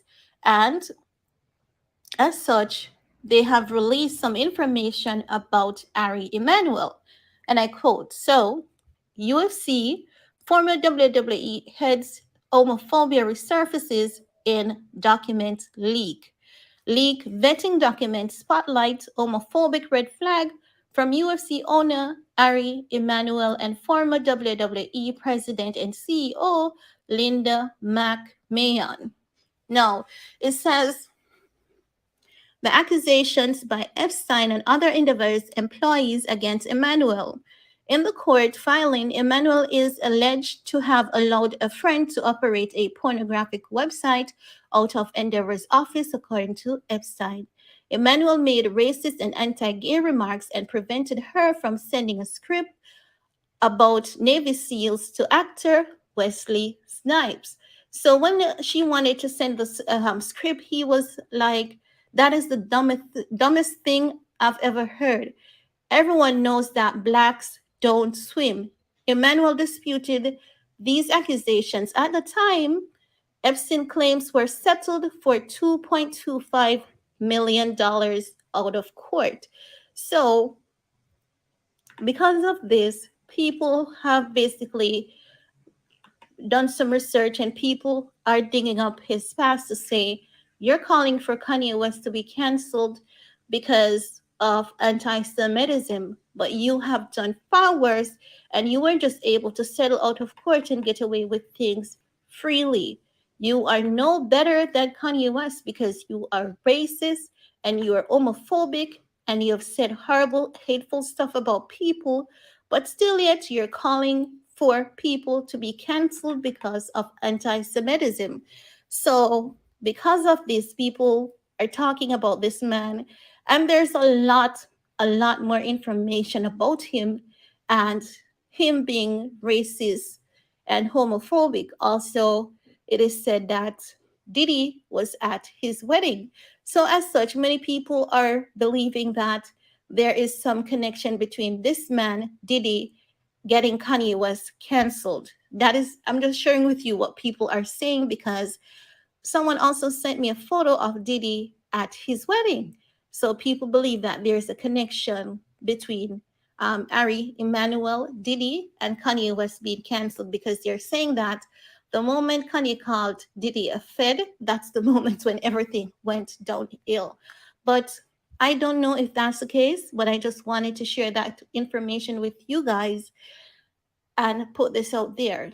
Now, I have one other video that I would like to share with you guys where it is said that Kanye West is still a billionaire based on some information that I have received. So I'm going to make another video about that because I don't want to make each video too lengthy. So thanks for your time. Stay safe, stay blessed. See you all next time. Bye, guys.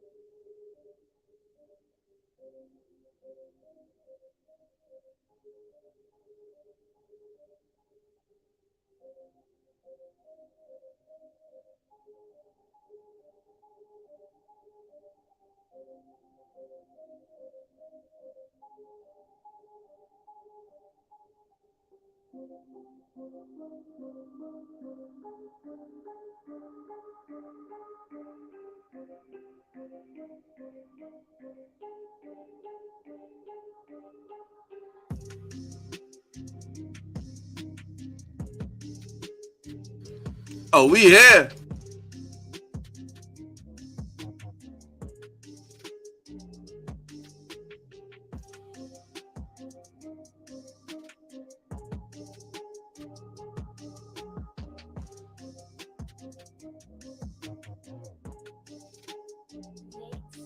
Somebody got to do it, though, you heard?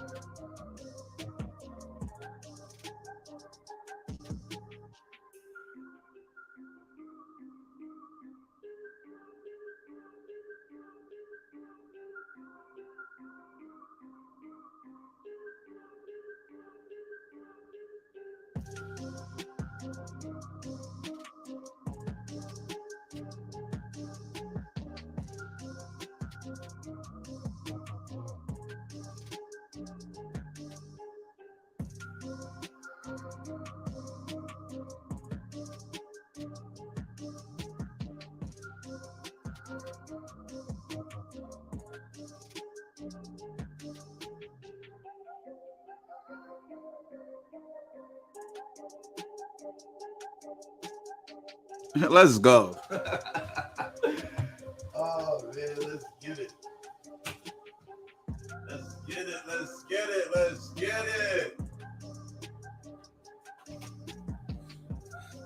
Oh man, oh man, oh man, oh man, oh man. Yeah. Oh yeah. Oh yeah. Uh-huh. Uh-huh. Let's go. You are now in tune with the only divine, truthful source in the meta galaxy, in the metaverse. This here is the most wise Valley Black Renaissance podcast. Yeezy season part 3 of Ari Emanuel Exposed. You may not know who Ari Emanuel is. Some of y'all may have watched the show Entourage. Ari Emanuel is the person from Entourage. So Ari Goldman in the show Entourage was based loosely on this guy named Ari Zev Emanuel. Ari Zev Emanuel. Let's get into it. You're not gonna play with this nigga, man. Listen, when you come for you better come correct, homie. You better come correct, homie. Cause niggas don't play about We here. All right, we getting right into the nonsense, man. But we gave y'all a little 3-4 minutes of just, sometimes we gotta throw the algae off. We gotta throw the algo off. I call it the algae, they call it the algo. Some people call it the algorithm. It is what it is. You know what I'm saying? You gotta know how to beat the system and all that. You feel me? But anyway, let's get right into it, y'all. Ariel Zev Emanuel. Who is he? What is he about? We're gonna get into his background. We're gonna get into who he hired. You know what I'm saying? We're gonna get into who he has worked with, because this is the person that empowered 6ix9ine. This is the person that's still on the low is backing 6ix9ine. You feel me? What talking about here? The same man that said black men can't swim. You know what I'm saying? $2 million lawsuit and all that. And then he's so evil, he sent people in to scrub the allegedly he sent people in to scrub Wikipedia. Yo, but we got that. We got our receipts, homie. We here. See, you're not gonna play with Ye and get away with it, bro. You're not gonna play with Ye and get away with it, bro. Like, you're a nasty guy. You're a nasty guy, bro. You're a nasty old man. You're a nasty man.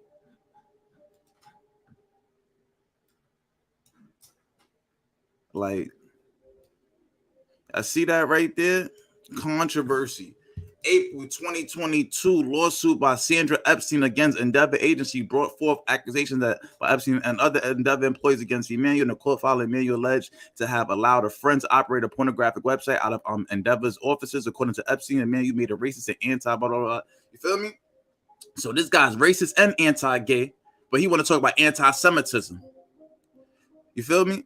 He gonna tell a lady, why would you send Wesley Snipes a movie script about the Navy SEALs? You know, that is the dumbest thing I've ever heard. Everyone knows that blacks don't swim. Like, what is he talking about here? You see, these are the type of racists that get to run rampant in Hollywood. This is the type of racists that get to run rampant in Hollywood. And this is what Kanye West be talking about, right? But when he come out and talk about it, you have fake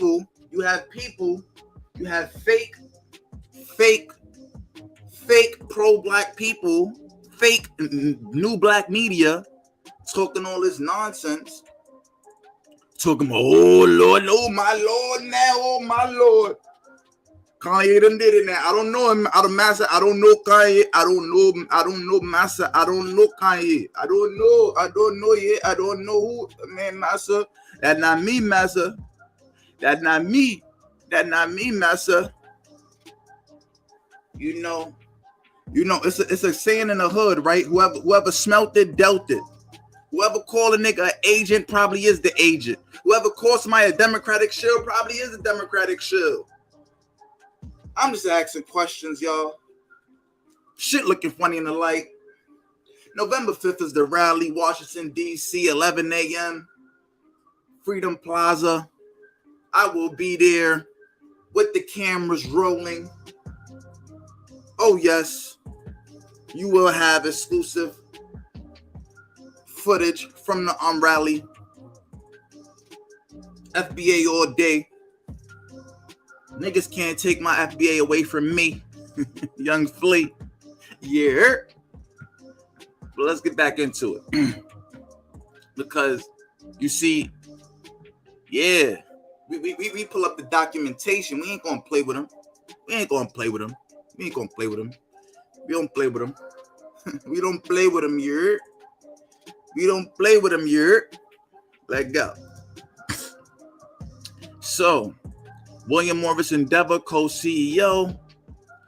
He's still over there at William Morris Endeavor. Now William Morris has matter of fact, let's go through William Morris's let's go through William Morris's catalog real quick. You know what I'm saying? Because they have the whole hip hop. So when you got to understand what Kanye West was talking about, man. You see, a lot of y'all really just don't know. Y'all just don't know. Y'all don't get it. Y'all don't get it. And you know what this is right here? This is the remember the algorithm? I don't know if y'all seen that movie about the Facebook thing. What the freak is the name of this? Oh, what's the name of this freaking place, man? Damn, I wish my phone was right next to me. I can't even Google it right now. We're gonna find this place. Fuck this shit. We're gonna find this shit. Cambridge. That's what it's called. The Cambridge Analytica. Cambridge Analytica, right? That's the name of them. Yeah, Cambridge Analytica. Look at their logo, right? Cause you see the logo. Hold on, because I want to show y'all something right now. This should get deep, my nigga. This should get deep. This shit get deep. You see how Cambridge Analytica got those points around the brain? And now look at this. You see the points? You see that's all metaverse, esoteric, real, you know what I'm saying? Real get up in your mind shit right there, man. They trying to take over the world, man. But let's look at their music roster. This is William Morris. This is not even creative artist agency, which is the Hollywood portion. You know what I'm saying? This dude got his hands in both aspects, in all forms of entertainment, in the music and in the Hollywood. And he just mixes and combines them to get that influence and all that. We represent top artists in every major music category and book more than 30,000 dates globally. Let's get into their roster, man. Let's get into their roster. They even got podcasts, man. We're gonna get into a lot. We about to expose everything right now. Y'all seen this guy, right? Y'all seen the collar before, right? Y'all seen them before. Y'all seen them in documentaries and all that before.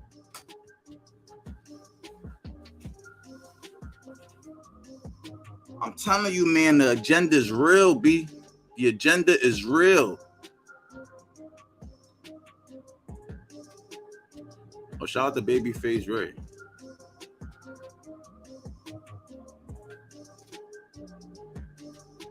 Conway. They got Duce Palooza. Duce Palooza is managed by William Morris. I didn't even know that. Is Rory in there? Damn, Rory Condit. Wow. They got Duce Palooza in there. They got everybody. Anybody who's anybody with some type of career is managed by these people. They got Dream Doll. They got Drake. Now, Dream Doll, all she talks about is plastic surgery. Why is she not dropped, huh? You know, why is there not an email written out about her? Okay. All right. Okay. Eddie Murphy, the estate of the Notorious B.I.G. Why don't Biggie's parents and and his daughter got his stuff. Why does Ari Emanuel own the rights to Biggie Smalls? This is what Kanye was just talking about. But we got scared Negroes. We got scared Negroes in the new black media condemning our quote-unquote so-called FBA brother. Do we have FBA brothers if niggas is, you know what I'm saying? What's going on here? What's going on here? Is niggas scared or is niggas agents? You know what I'm saying? Like, niggas will love pumping that. Yo, ain't no leader, ain't no leader, ain't no leader. But meanwhile, Kanye running around saying he is a leader. He is the black leader. And if I'm gonna die, kill me today. That's what Kanye's saying. I can ride with that. I can't ride with you coward ass niggas talking about I'm not a leader. You know what I'm saying? I can't ride with you coward ass niggas talking about, oh, they look what they gonna do to Kanye now. They gonna take his money now. Nigga, you don't even got Kanye money, nigga. Kanye made his money, nigga. Kanye done lost more money than you ever made, nigga. What are you talking about? Let's talk facts, man. Let's talk turkey. Kanye lost more money than you ever fucking made. They ever panhandled. Kanye was fucking Jesus walking when niggas was out here doing bullshit. When niggas was off cold.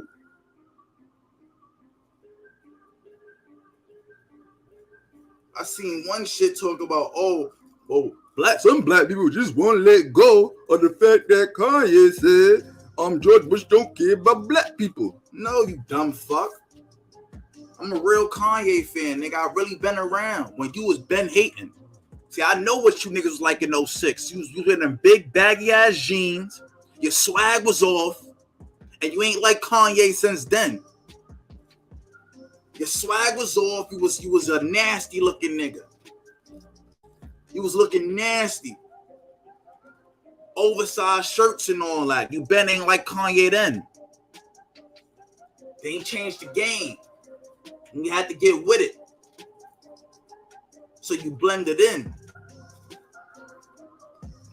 But once he took that trophy from Taylor Swift, you was one of them black niggas saying, no, I don't fuck with Kanye then.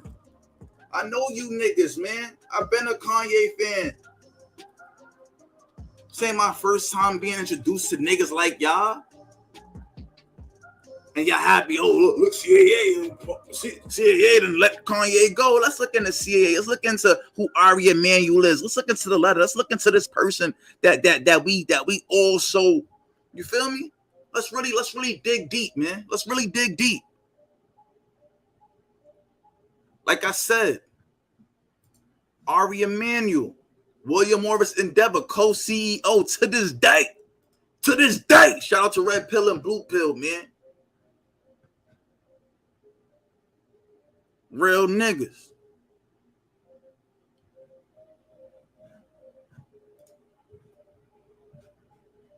We got Future. Talk about drugs. Flatbush Zombie. Talk about suicide. Gunna in jail for a RICO indictment. All types of fucking alleged killings and shit like that. Where's the letter? Where's the letter? Don't tell me you care and then, you know what I'm saying, situations where you're supposed to care, you ain't there. Where's the letter? That's all I want to know. Where's the letter? Where's the letters for the artists that need a letter? Did you go to court for Gunna? Huh? Is William Morris saying, yo, we'll put up our whole agency to get Gunna out of jail? No, they're not. But guess what? They could write a letter about Kanye, though. You want to know why? Because Kanye got more money than Ari. Kanye getting more pull than Ari. Ari won't have a job if people like Kanye get his message across. if Kanye really wake niggas up and all that, Ari won't have a job no more. Because all these artists are people of color.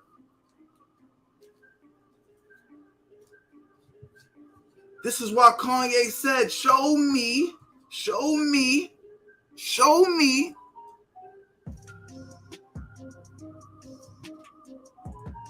a Hasidic Jewish artist that is managed by an African American.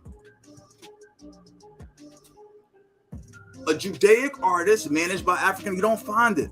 But we're going to keep scrolling down. We're going to keep scrolling down. And we're going to keep seeing people of color. We're going to keep seeing, look at Jada Smith. You see, when you start looking at all the people that defied Kanye, you start seeing where it came from. See, when Kanye said it was a war, y'all misunderstood. But sometimes, you see, us that know the behind the scenes and all that, us that wake up in the morning and listen to Yandi, us that really know what's up. And y'all see bald-headed Ho Joe underneath there. I see bald-headed Ho Joe. I see bald-headed Ho Joe. You see, now the plan is right there. It's in your face. You can't deny it. You cannot deny it. You can't deny the plan no more.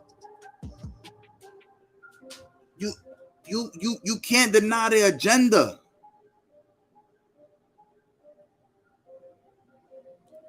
It's an easy drop tomorrow.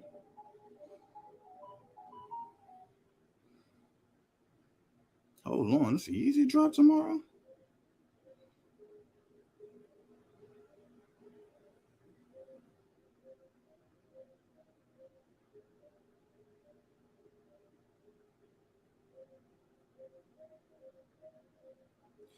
Okay, the rest of the Yeezy by Gap. I think the rest of the Yeezy Gap engineered by Balenciaga drops tomorrow.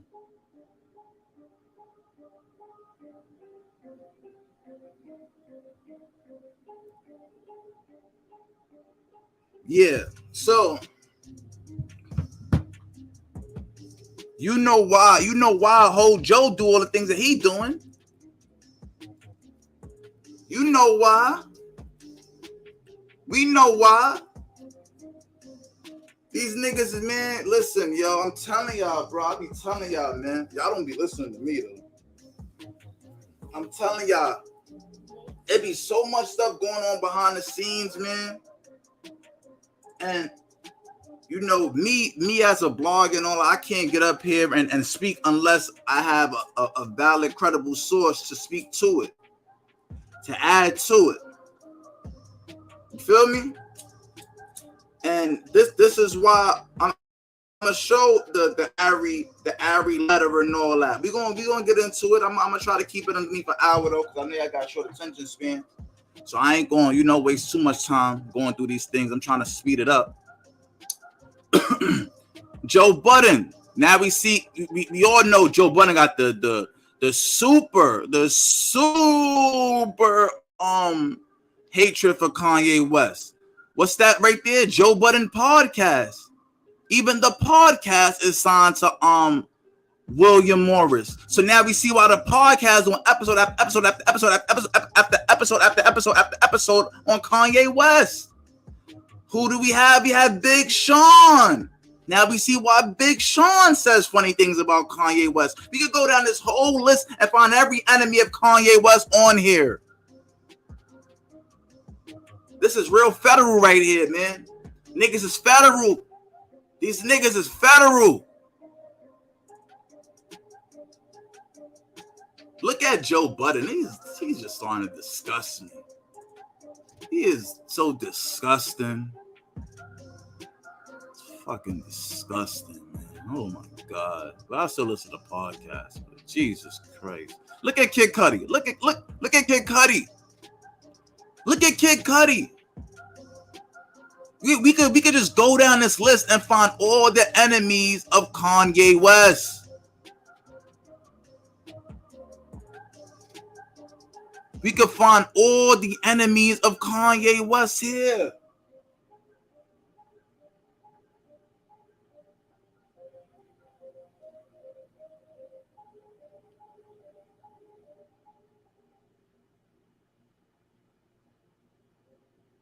Like,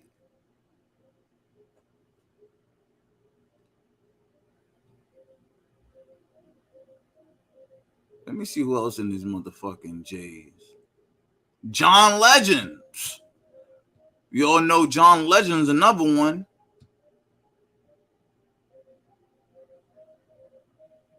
Saucy. These niggas got Saucy Santana there. Puffy. Oh, okay. Now, okay. Now I see what's going on. Now I see what's going on. Now I see what's going on here. I see what's going on. I ain't gotta see nothing else. I don't gotta see no more. I don't gotta see no motherfucking more. I don't gotta see no motherfucking more. Look at Diddy. Look at Diddy. Look at Diddy. I ain't gotta see nothing else. I know what it is. You can't fool me. You cannot fool me. You can't fool Flea. No. You cannot fool Flea. You just can't. I'm not with the technology. I'm not with it. I'm not with it. I'm not with it. I'm not with it. I don't give a damn. I don't give a damn. I am not with it. You will not fool Flea. You will not fool me. You won't trick me out my spot. None of that. Well, they tricked me out my spot before, but you won't do it again. Straight like that. You won't fool me. You see, because let me help y'all understand something, man. Let me really help y'all niggas understand something, man. This ain't no fair game being played out here, man. They want to destroy black people. They want to pulverize black people. They want us to kowtow. They want us to walk with our heads down. They want us to not say shit. But that's why I knew it was my duty as a black man to uplift Kanye. Because I knew when Kanye got there, he was still black. I could count on Kanye West to have a nigga moment. I could count on Herschel Walker to have a nigga moment. Can you count on some of these professional new black media people to have a nigga moment sometimes? If they get into super positions of power?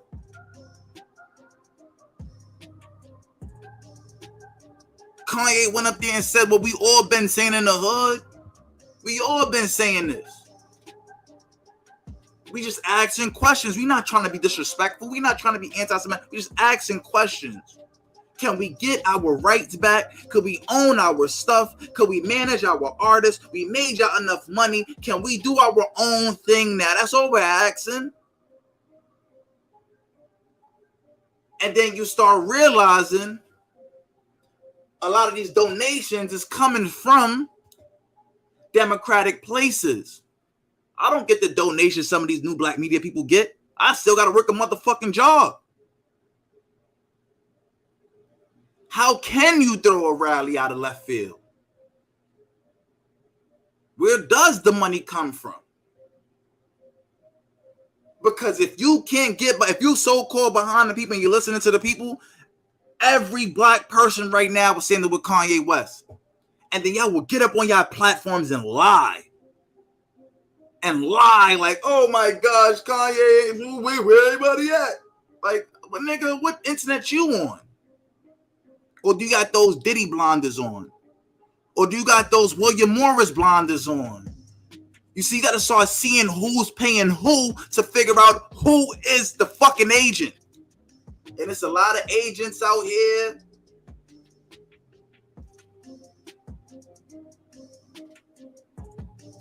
Like,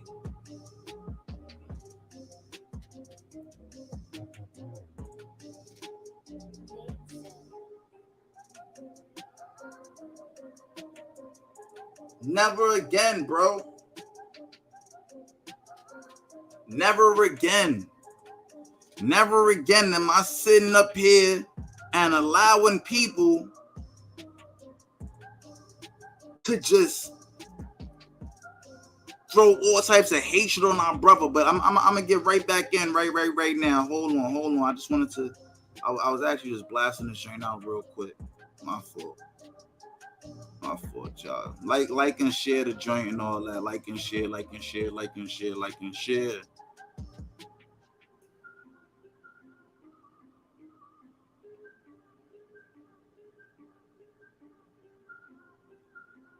Damn, I don't know. Well, anyway, man, like and share, like and share, like and share. Let's get back into it though. So, Ari Emanuel. Background: during the campaign, Emanuel refused to answer whether he would welcome Trump back as a client if he lost the election.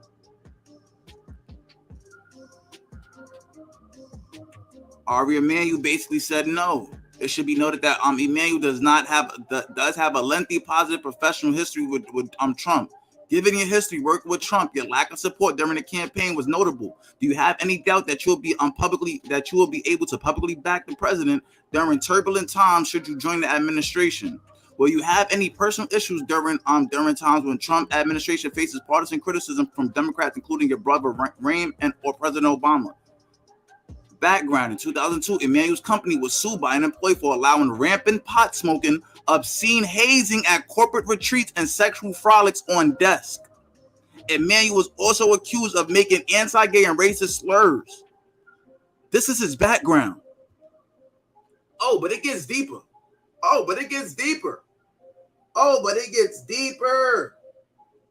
Because your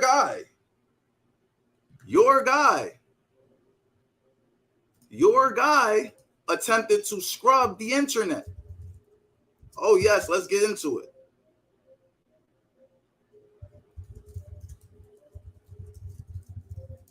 Oh, yes. Your guy attempted to scrub the internet. And this is a normal practice. Now you wonder why some of those old P. Diddy and Kim Porter pictures don't come up no more. This is a WME classic. They are great at scrubbing the internet. This why I got my archives.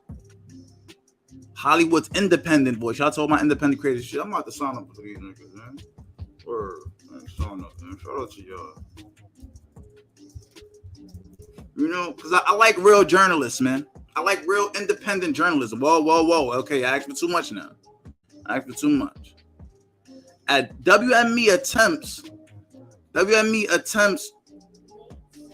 My fault. Because we got to make sure we keep this little blue-eyed devil over here. Oh, they got the Lon Vons. Are those real? Let me see something. Okay. I want those Lon Vons. I ain't gonna lie.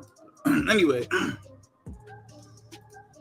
the Daily Beast says Sue users on agency network tries to remove mentions of Trump payoff and sexual harassment. Two people inside offices at the talent agency of WME, which is William Morris Endeavor, right? The same people that signed 6ix9ine Tekashi. They may still even be working with 6ix9ine. They put a lot of money into 6ix9ine Tekashi. They signed all these acts, all these ignorant acts and all that. Or the Saucy Santanas and all that, those agendas, they signed that. And I'm pretty sure Kanye West a little bit against that. Went in that office and said, hey, what y'all doing? And they didn't like that. And it's okay, because we're going to fight back. Two people inside the offices of talent agency WME, William Morris Endeavor, attempted to remove damning information from Wikipedia pages of its co-CEO Ari Emanuel and one of his companies and one of his parent company clients. American Media Incorporated, a news report says in July, a user with an IP address originating in the agency's New York headquarters attempted to scrub sections detailing AMI Chief Executive Officer David Pecker's accused role in the scandal surrounding President Trump and Playboy model Karen McDougal. The Daily Beast reported late Friday. The report said that a second user also removed several blocks of text from Emanuel's personal page about a 2008 sexual harassment case involving the agency. A spokesperson for Emanuel declined to comment on the matter, right? Which is why when you look at this, it's only one block of information. You see, before they removed a lot of it, it was more paragraphs there. But you know, just for the sake of press, they remove everything and give you this little one. You know what I'm saying? Oh, black people can't swim. This nigga done said way more shit than that. You don't get $2.25 million for saying black niggas can't swim. Because black niggas can't swim. You know what I'm saying? Let's talk facts, man. Let's talk turkey, man. Stop talking to niggas like we stupid. That's the problem. Y'all always want to talk to niggas like we stupid.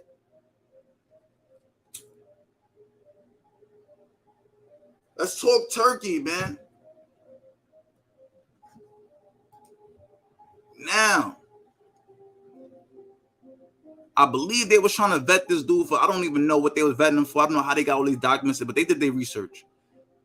Don't matter how they found out all this stuff. We got to get into the background of who Ari Emanuel is. This is who Ari Gold on Entourage is based on. Ari Gold. Now, if you ever watch the show Entourage, Ari Gold is very obnoxious. He is through the fucking roof. The actor who played him was great. Jeremy Piven. Great dude.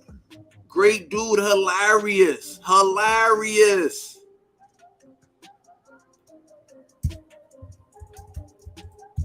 But let's be real.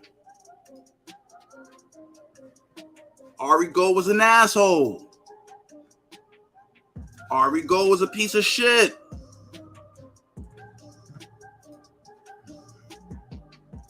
There is an episode when man, Ari Gold is not someone you want to be like.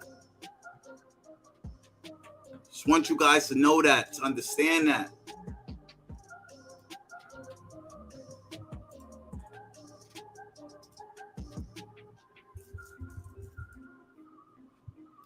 So,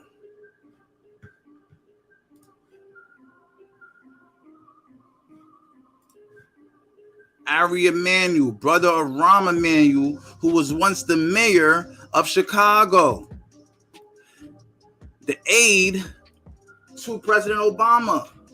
There was beef prior to. These people already had situations with one another.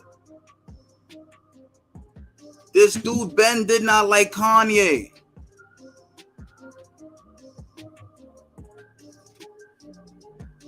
Mr. Trump has been a client for Emanuel's for years. Emanuel's firm also recently purchased Mr. Trump's Miss Universe pageant in 2015.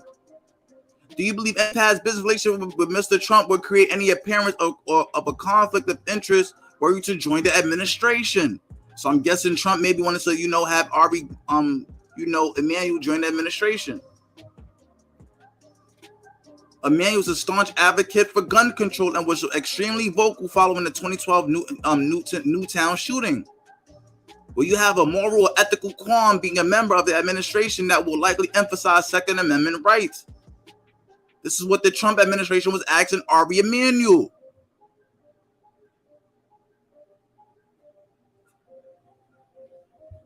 You see, these beefs be very long-winded. They go back. And y'all see this one little headline and think, Kanye said one thing and he was just morally correct. Oh my God. Look at Ari Emanuel being a man. Being so morally upright. No, nigga. Now we gonna dig into your past. Oh yeah. You see, this is just the beginning. This video could get 10, 20 views. But guess what? All the big guys gonna pick it up. And you're gonna see another one drop next week by a bigger creator. Next week by a bigger creator. And then this becomes evergreen content. Then people come back. And then I do numbers on the back burner.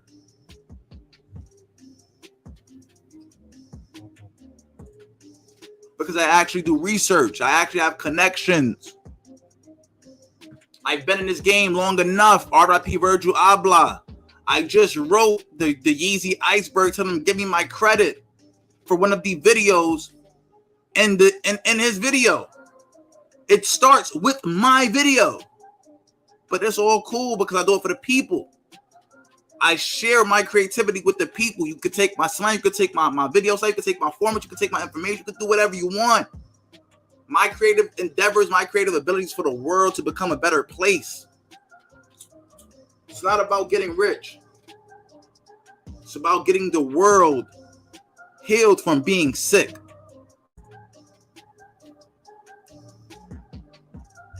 When asked about the presidential race in depth,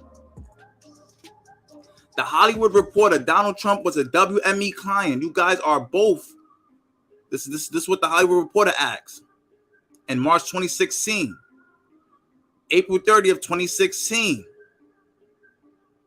Matthew Bellamy asks Ari Emanuel, Donald Trump was a WME client. You guys are both committed to Democrats. When they say you guys are both, they were speaking to Ari Emanuel and Patrick Whitfield. Both had contributed to Hillary in this campaign, given some of Trump's rhetoric. Would you have him back? Would you have him back as a client after the election if he doesn't win? Ari Emanuel said, I'm not contemplating any of that, and I'm not delving into that conversation with you, which is basically no. No. He drew his line in the sand then. In 2016, that was the creation of identity politics. That was the creation of this new Democratic Party. This new savage Democratic Party that takes no prisoners.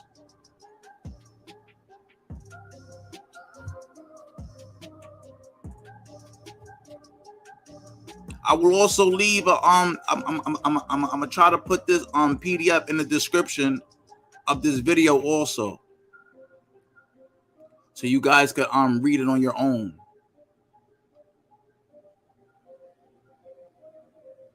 Ari Emanuel, Reince Priebus, and Ivanka Trump were all publicly announced guests of Politico at the White House Correspondents' Dinner. General controversy, blacklisting Mel Gibson. In 2006, after Mel Gibson reportedly made anti-Semitic remarks while being arrested, Ari Emanuel publicly suggested that the Hollywood should professionally shun Mel Gibson and refuse to work with him. This is what Ari Emanuel has done before. He's always using his power to benefit his people. So what's the problem with Kanye West using his power to benefit his people?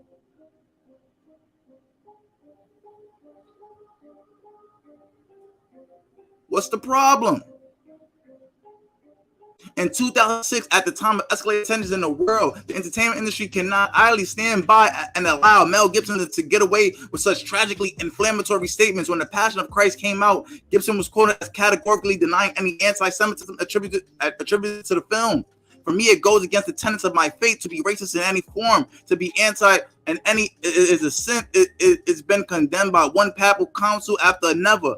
There encyclicals on it, which is to be is unchristian, and I'm not, and we know the truth, and no amount of publicists approved contrition can paper it over. People in the entertainment community, whether Jew or Gentile, need to demonstrate that they understand how much is at stake at stake in this by professionally shunning Mel Gibson and refusing to work with him, even if it means a sacrifice to their bottom line. This is how people fate move. Sacrifice working with Mel Gibson, even if it is a sacrifice, a sacrifice of your profits. Why can't we stand behind Kanye even if it's a sacrifice to our profits? See, niggas ain't ready for that. Niggas worry about rallies. Niggas worry about this, that, and the third. Niggas worry about views. Niggas worry about YouTube.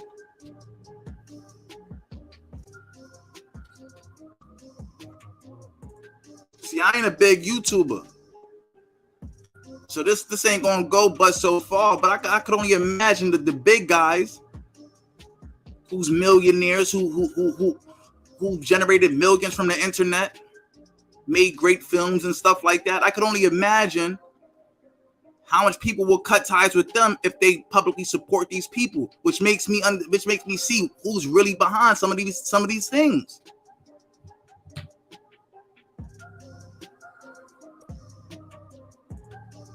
In 2002, a former agent, Sandra Epstein, sued Endeavor for sexual harassment, which the agency ultimately settled for $2.25 million. In April 2002, an agent named Sandra Epstein sued Endeavor, alleging, among others, sexual harassment, and pointing out that at one point she had been the lone woman among a dozen male agents. According to court papers, Mr. Epstein settled for $2.25 million, but not before underwriters at Lloyd's of London, Endeavor's insurer, canceled the agency's employment practices policy, provoking a second suit by Endeavors against Lloyd's for paying to represent. and the law firm and the insurance had been paying to represent the agency. So basically, Lloyd's of London knew that these niggas was so dirty, they didn't even want to underwrite them no more. They didn't want to insure that company no more. When they found out what was going on, Lloyd's of London distanced themselves from Ari Emanuel.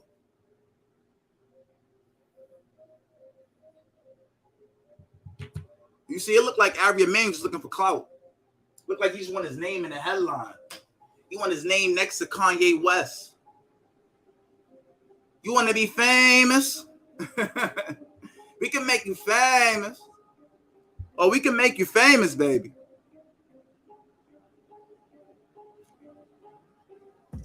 In court filings, Epstein accused the agency of rampant pot smoking, obscene hazing at corporate retreats, and sexual frolics on the desk. And depositions in court filings, the second suit ultimately settled under undisclosed terms. Mrs. Epstein and other Endeavor employees described office escapades that included rampant pot smoking, sexual frolics on the desk. One agent demanded that his assistants book prostitutes for him. What are we talking about here? And Kanye West? Kanye West needs to be shunned, and people need to cut ties with Kanye? No, I think people need to cut ties with Ari Emanuel. That Hollywood culture is coming from Ari Emanuel. I think it's time we Me Too Ari Emanuel.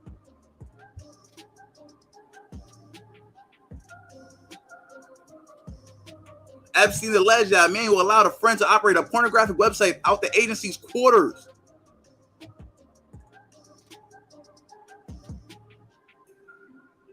Controversial policies.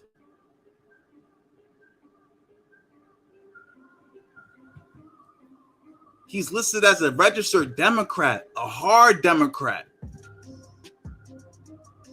As you can see, that's his registration right there.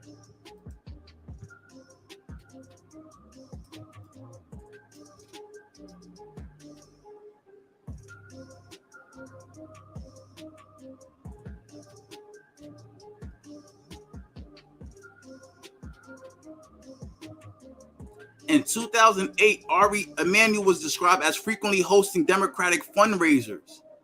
$2,300 a plate dinner for Barack Obama at Emanuel's home.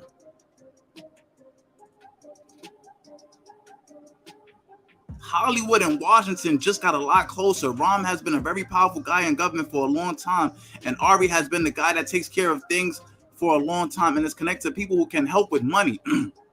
Sorkin said. Is that Aaron Sorkin? Oh, probably not. There have been any number of fundraisers Ari has done on behalf of Rahm for the DCC, any cause or for any cause that Ari feels passionate about. So of course people love Ari Gold, not Ari Gold, Ari Emanuel.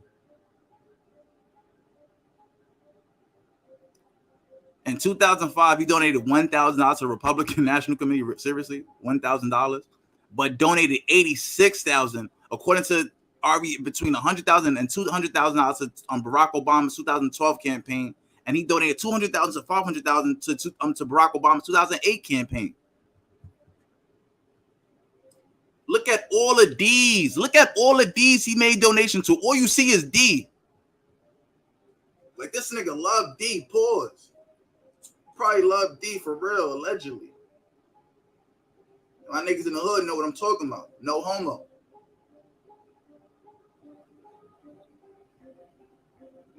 Look at all those DC Democrat. Look at all those Democrats he donated to. Look at all those Democrats he donated to. And you think he's not going to have a problem with Kanye West being a conservative, being a black conservative? Now we see why Saucy Santana is no voting, no bucking and all that. Now we see where it's coming from. We see who is telling these people to do these things. Now we see where it's coming from. Now we see where P. Diddy vote or die is coming from. Oh, we see the pieces. The strings are starting to reveal itself. The strings are starting to reveal itself. Look at all these donations. Look at all these donations. Endeavor.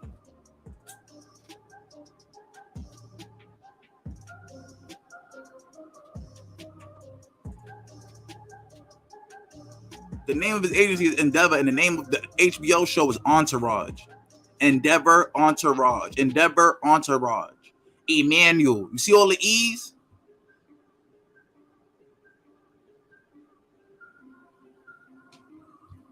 This one got the whole West Coast. The whole Midwest. He got Michigan, Pennsylvania, Nevada, New Mexico, Progressive Patriots Fund, Barack Obama. All these are Democrats right here. Writing check after check after check after check after check.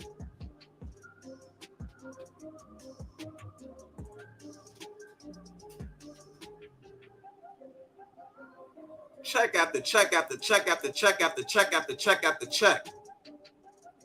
Shout out to Deadline for the story. It's ridiculous, man. It's ridiculous. It's ridiculous. And this is who y'all are posting about, saying that Kanye finished. Kanye ain't finished. Kanye just getting started. Kanye just getting started.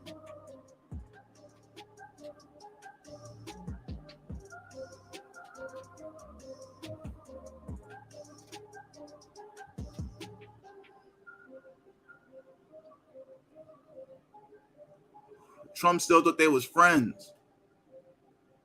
Live Nation. Emmanuel has served on the board of Live Nation since 2007. Live Nation promotes events including ticketing, sponsorship, and advertising for artist management. Live Nation Entertainment Incorporated, August 2nd, 2005, is a live entertainment. The company's business consists of promotion, live events, ticketing, sponsorships. Live Nation owns Ticketmaster. Like, come on, man. Like, listen. His clients include the WWF. Now we see why the WWE is almost Democratic leaning at times. At times, because they even got on their bullshit. Like, you know what? You might have to get away from this nigga.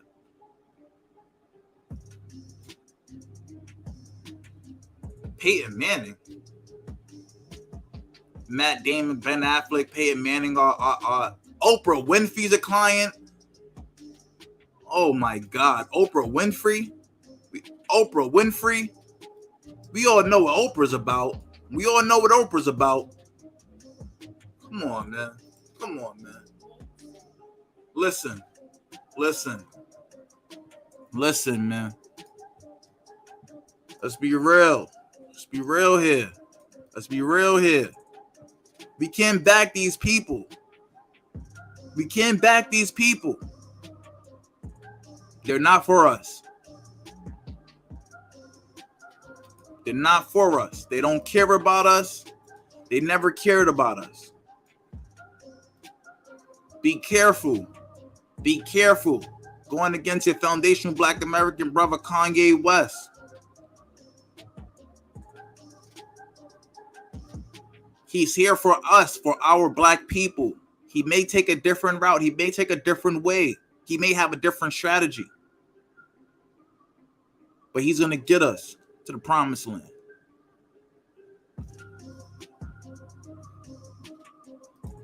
And at the end of the day,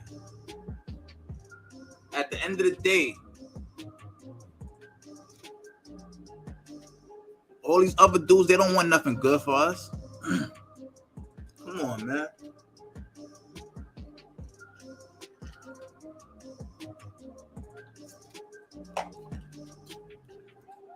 You think Ari want what's best for Black people? This is the same dude that's been pushing all these bang, bang, shoot 'em up, killer, N-word, all this crazy stuff. And now all of a sudden you care so much. Well, if you care, how about you start caring and being so passionate about Black issues? How about you start speaking on anti-Blackness, anti-Blackism? I understand anti-Semitism, it should be taken very seriously. But what about anti-Blackism? What about Black people? What about my people? What about Kanye people?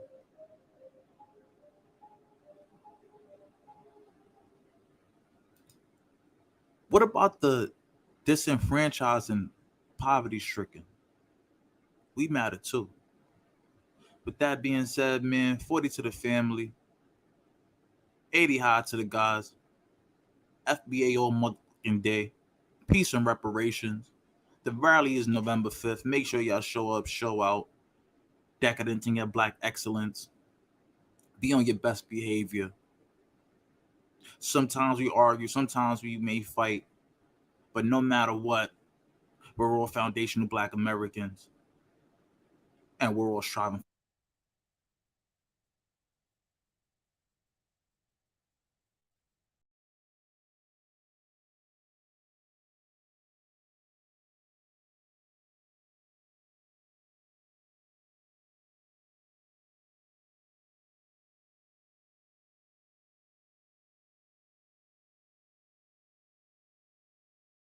We are treading on dangerous water now. And I wanted to say this. I've said this privately to leadership. Black leadership understands a little better because they see the deep-seated resentment. And whether it's founded or not, they see it. I've spoken to Jewish leadership, some of the people whose job it is to protect against attacks on their community. And one said something simple. He said, "Oh, well, he's done," referring to Kanye. You know, when I was the chairman of the Foundation for Ethnic Understanding, for 20 years, I would spar with an ally, but yet an adversary. His name was Abe Foxman. He was the chairman of the ADL. And the reason I became chairman of the Foundation for Ethnic Understanding, which kind of had the same mission, was because there was a rift between the Jewish community and Minister Farrakhan. And Minister Farrakhan became much more powerful and famous because of this rift, because he would not, they didn't have dialogue. I set up dialogue with Rabbi Snyder, who was the president of the Foundation for Ethnic Understanding, and Elie Wiesel and Elon Steinberg and others, and Cornel West and Reverend Jackson and Reverend King, Martin Luther King III, and Reverend Sharpton. So they all came to my house. Some did not show up. Elie Wiesel did not show up. They were already upset by statements made, and they would not have dialogue. So it was Elie Wiesel and Israel Singer didn't show up. But there was a nice dialogue, which I would love to publicize or even put on television, between Minister Farrakhan and Rabbi Snyder. That was 20 some odd years ago.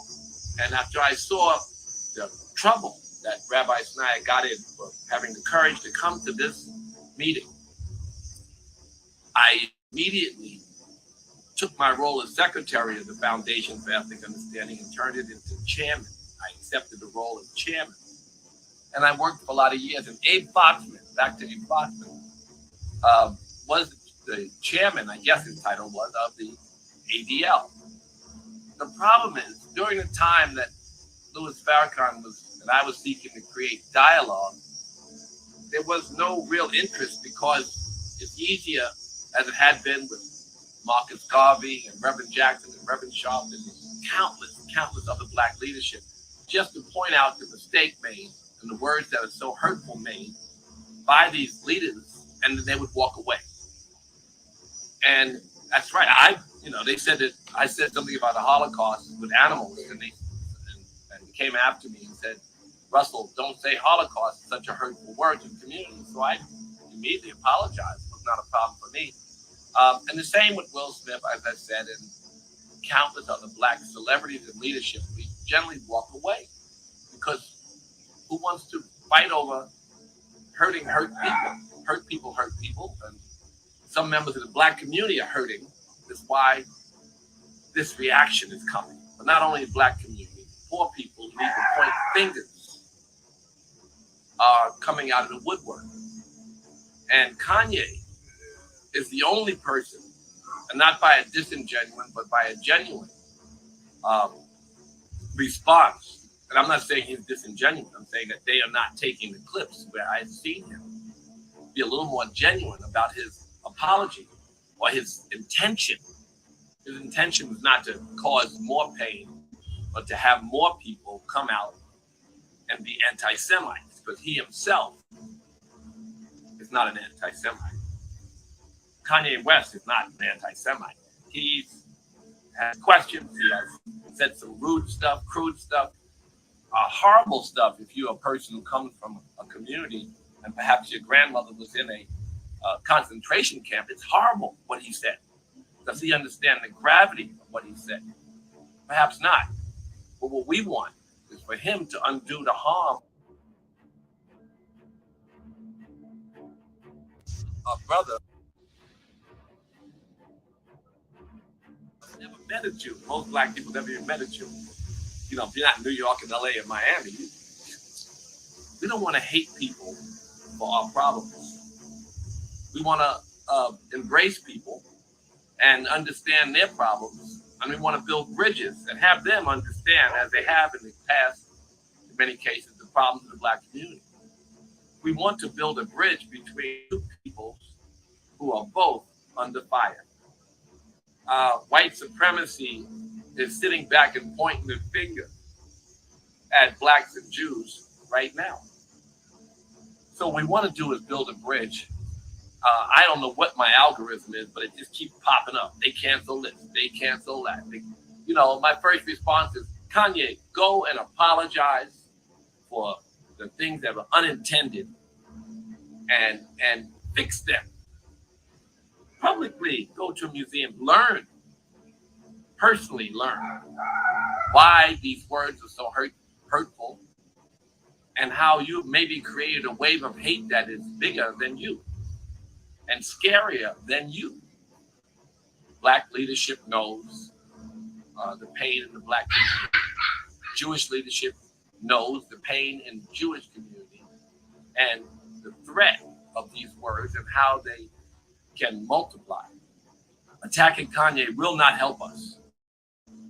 Oh, we hate Kanye. He shouldn't have said it. None of that will help. And this is what my fight with Abe Bachman was over all the years. Every time he called out someone, I thought, all their fans are mad. If I had a nickel for every time someone called me and said, there they go again, with Charlemagne, Tamika Mallory, or God, every single black leader has said things that have been off color or maybe insensitive. But we cannot label everyone anti-Semite, because then their fans are triggered. And then real anti-Semites come out of the woodwork. And this is not the desired effect. The desired effect is to promote love and reconciliation.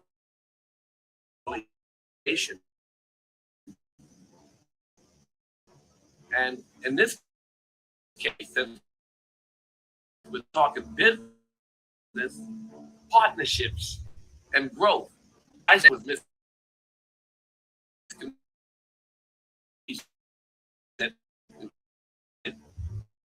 that he was canceled. I pointed out that I was on sneaking case he's don't start over.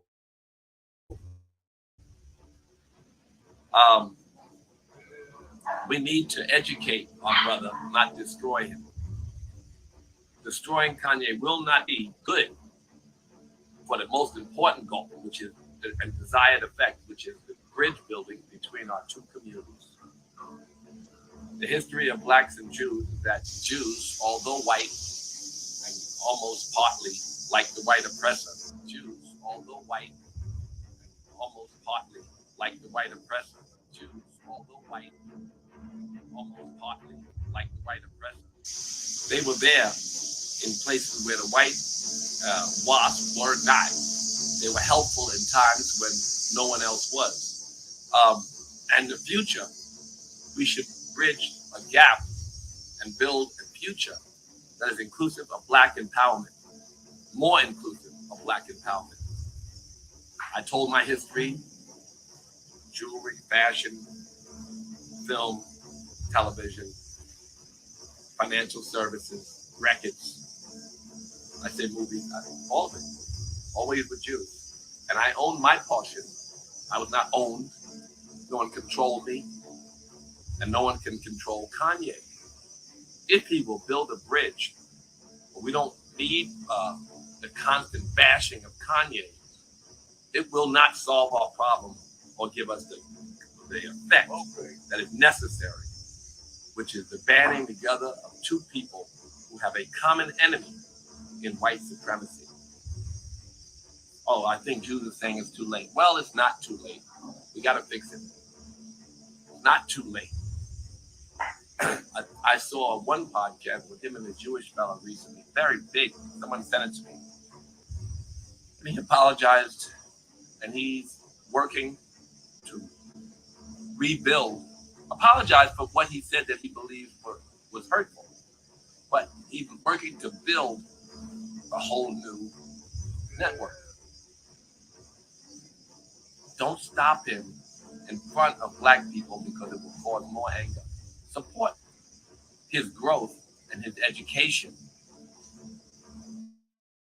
And I think that's a more healing path than this strike him down.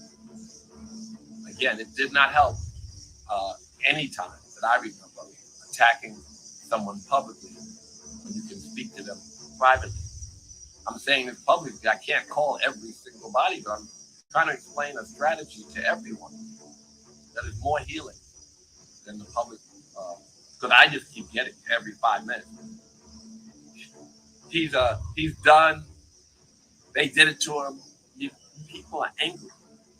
They don't know why. They're angry. They're pointing fingers because of the suffering in the black community and in underserved communities in general. White supremacists are made up of people who want to point fingers for their problems.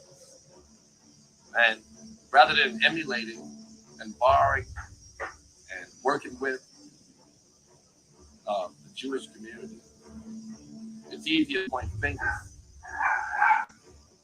So that's it. I've said this before, but blacks ain't angry. Yeah, I know. Blacks have lots to be angry for with Kanye, but they're triggered by this recent attack on him in ways that I think people don't understand. You know, the last thing I'll say is that I wrote a very loving letter to Donald Trump after his most hateful words. It was on the cover of many newspapers across the country.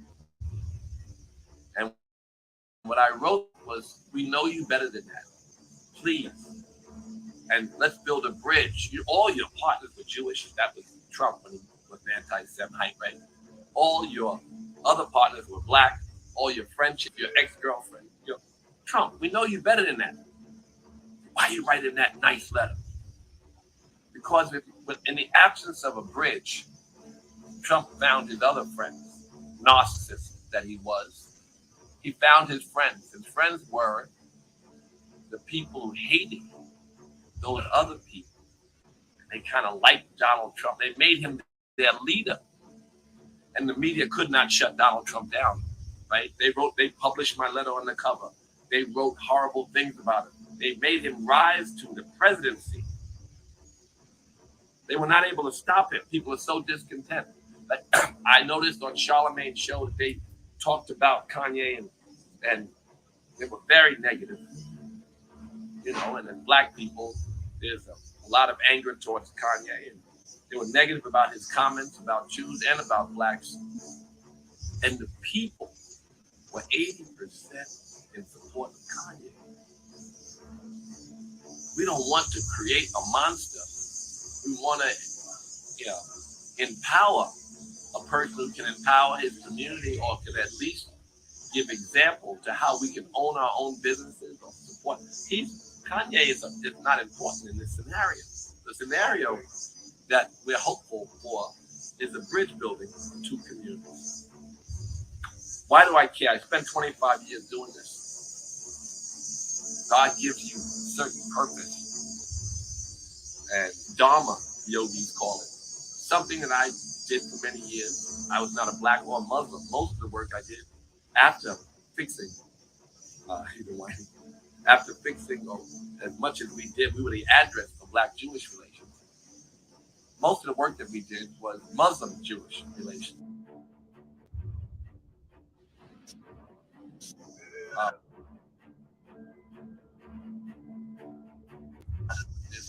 rise of anti-Semitism is swift and it's scary, and I understand the pain as much as a black man can understand the pain that's in the Jewish community. But I also understand the pain that's in the black community and in the underserved community. And whether it is the right way of going about it or not, we understand why leadership and support systems of the Jewish community are so angry, so swift in their condemnation of his word and his presence. But, underserved and hurt people are also rising, and hate and hurt people, and hate can rise very quickly with people who are suffering. And we just want to create a bridge. That's it. I talk too much. I love you all. Namaste, yogis. Have a good day. Listen.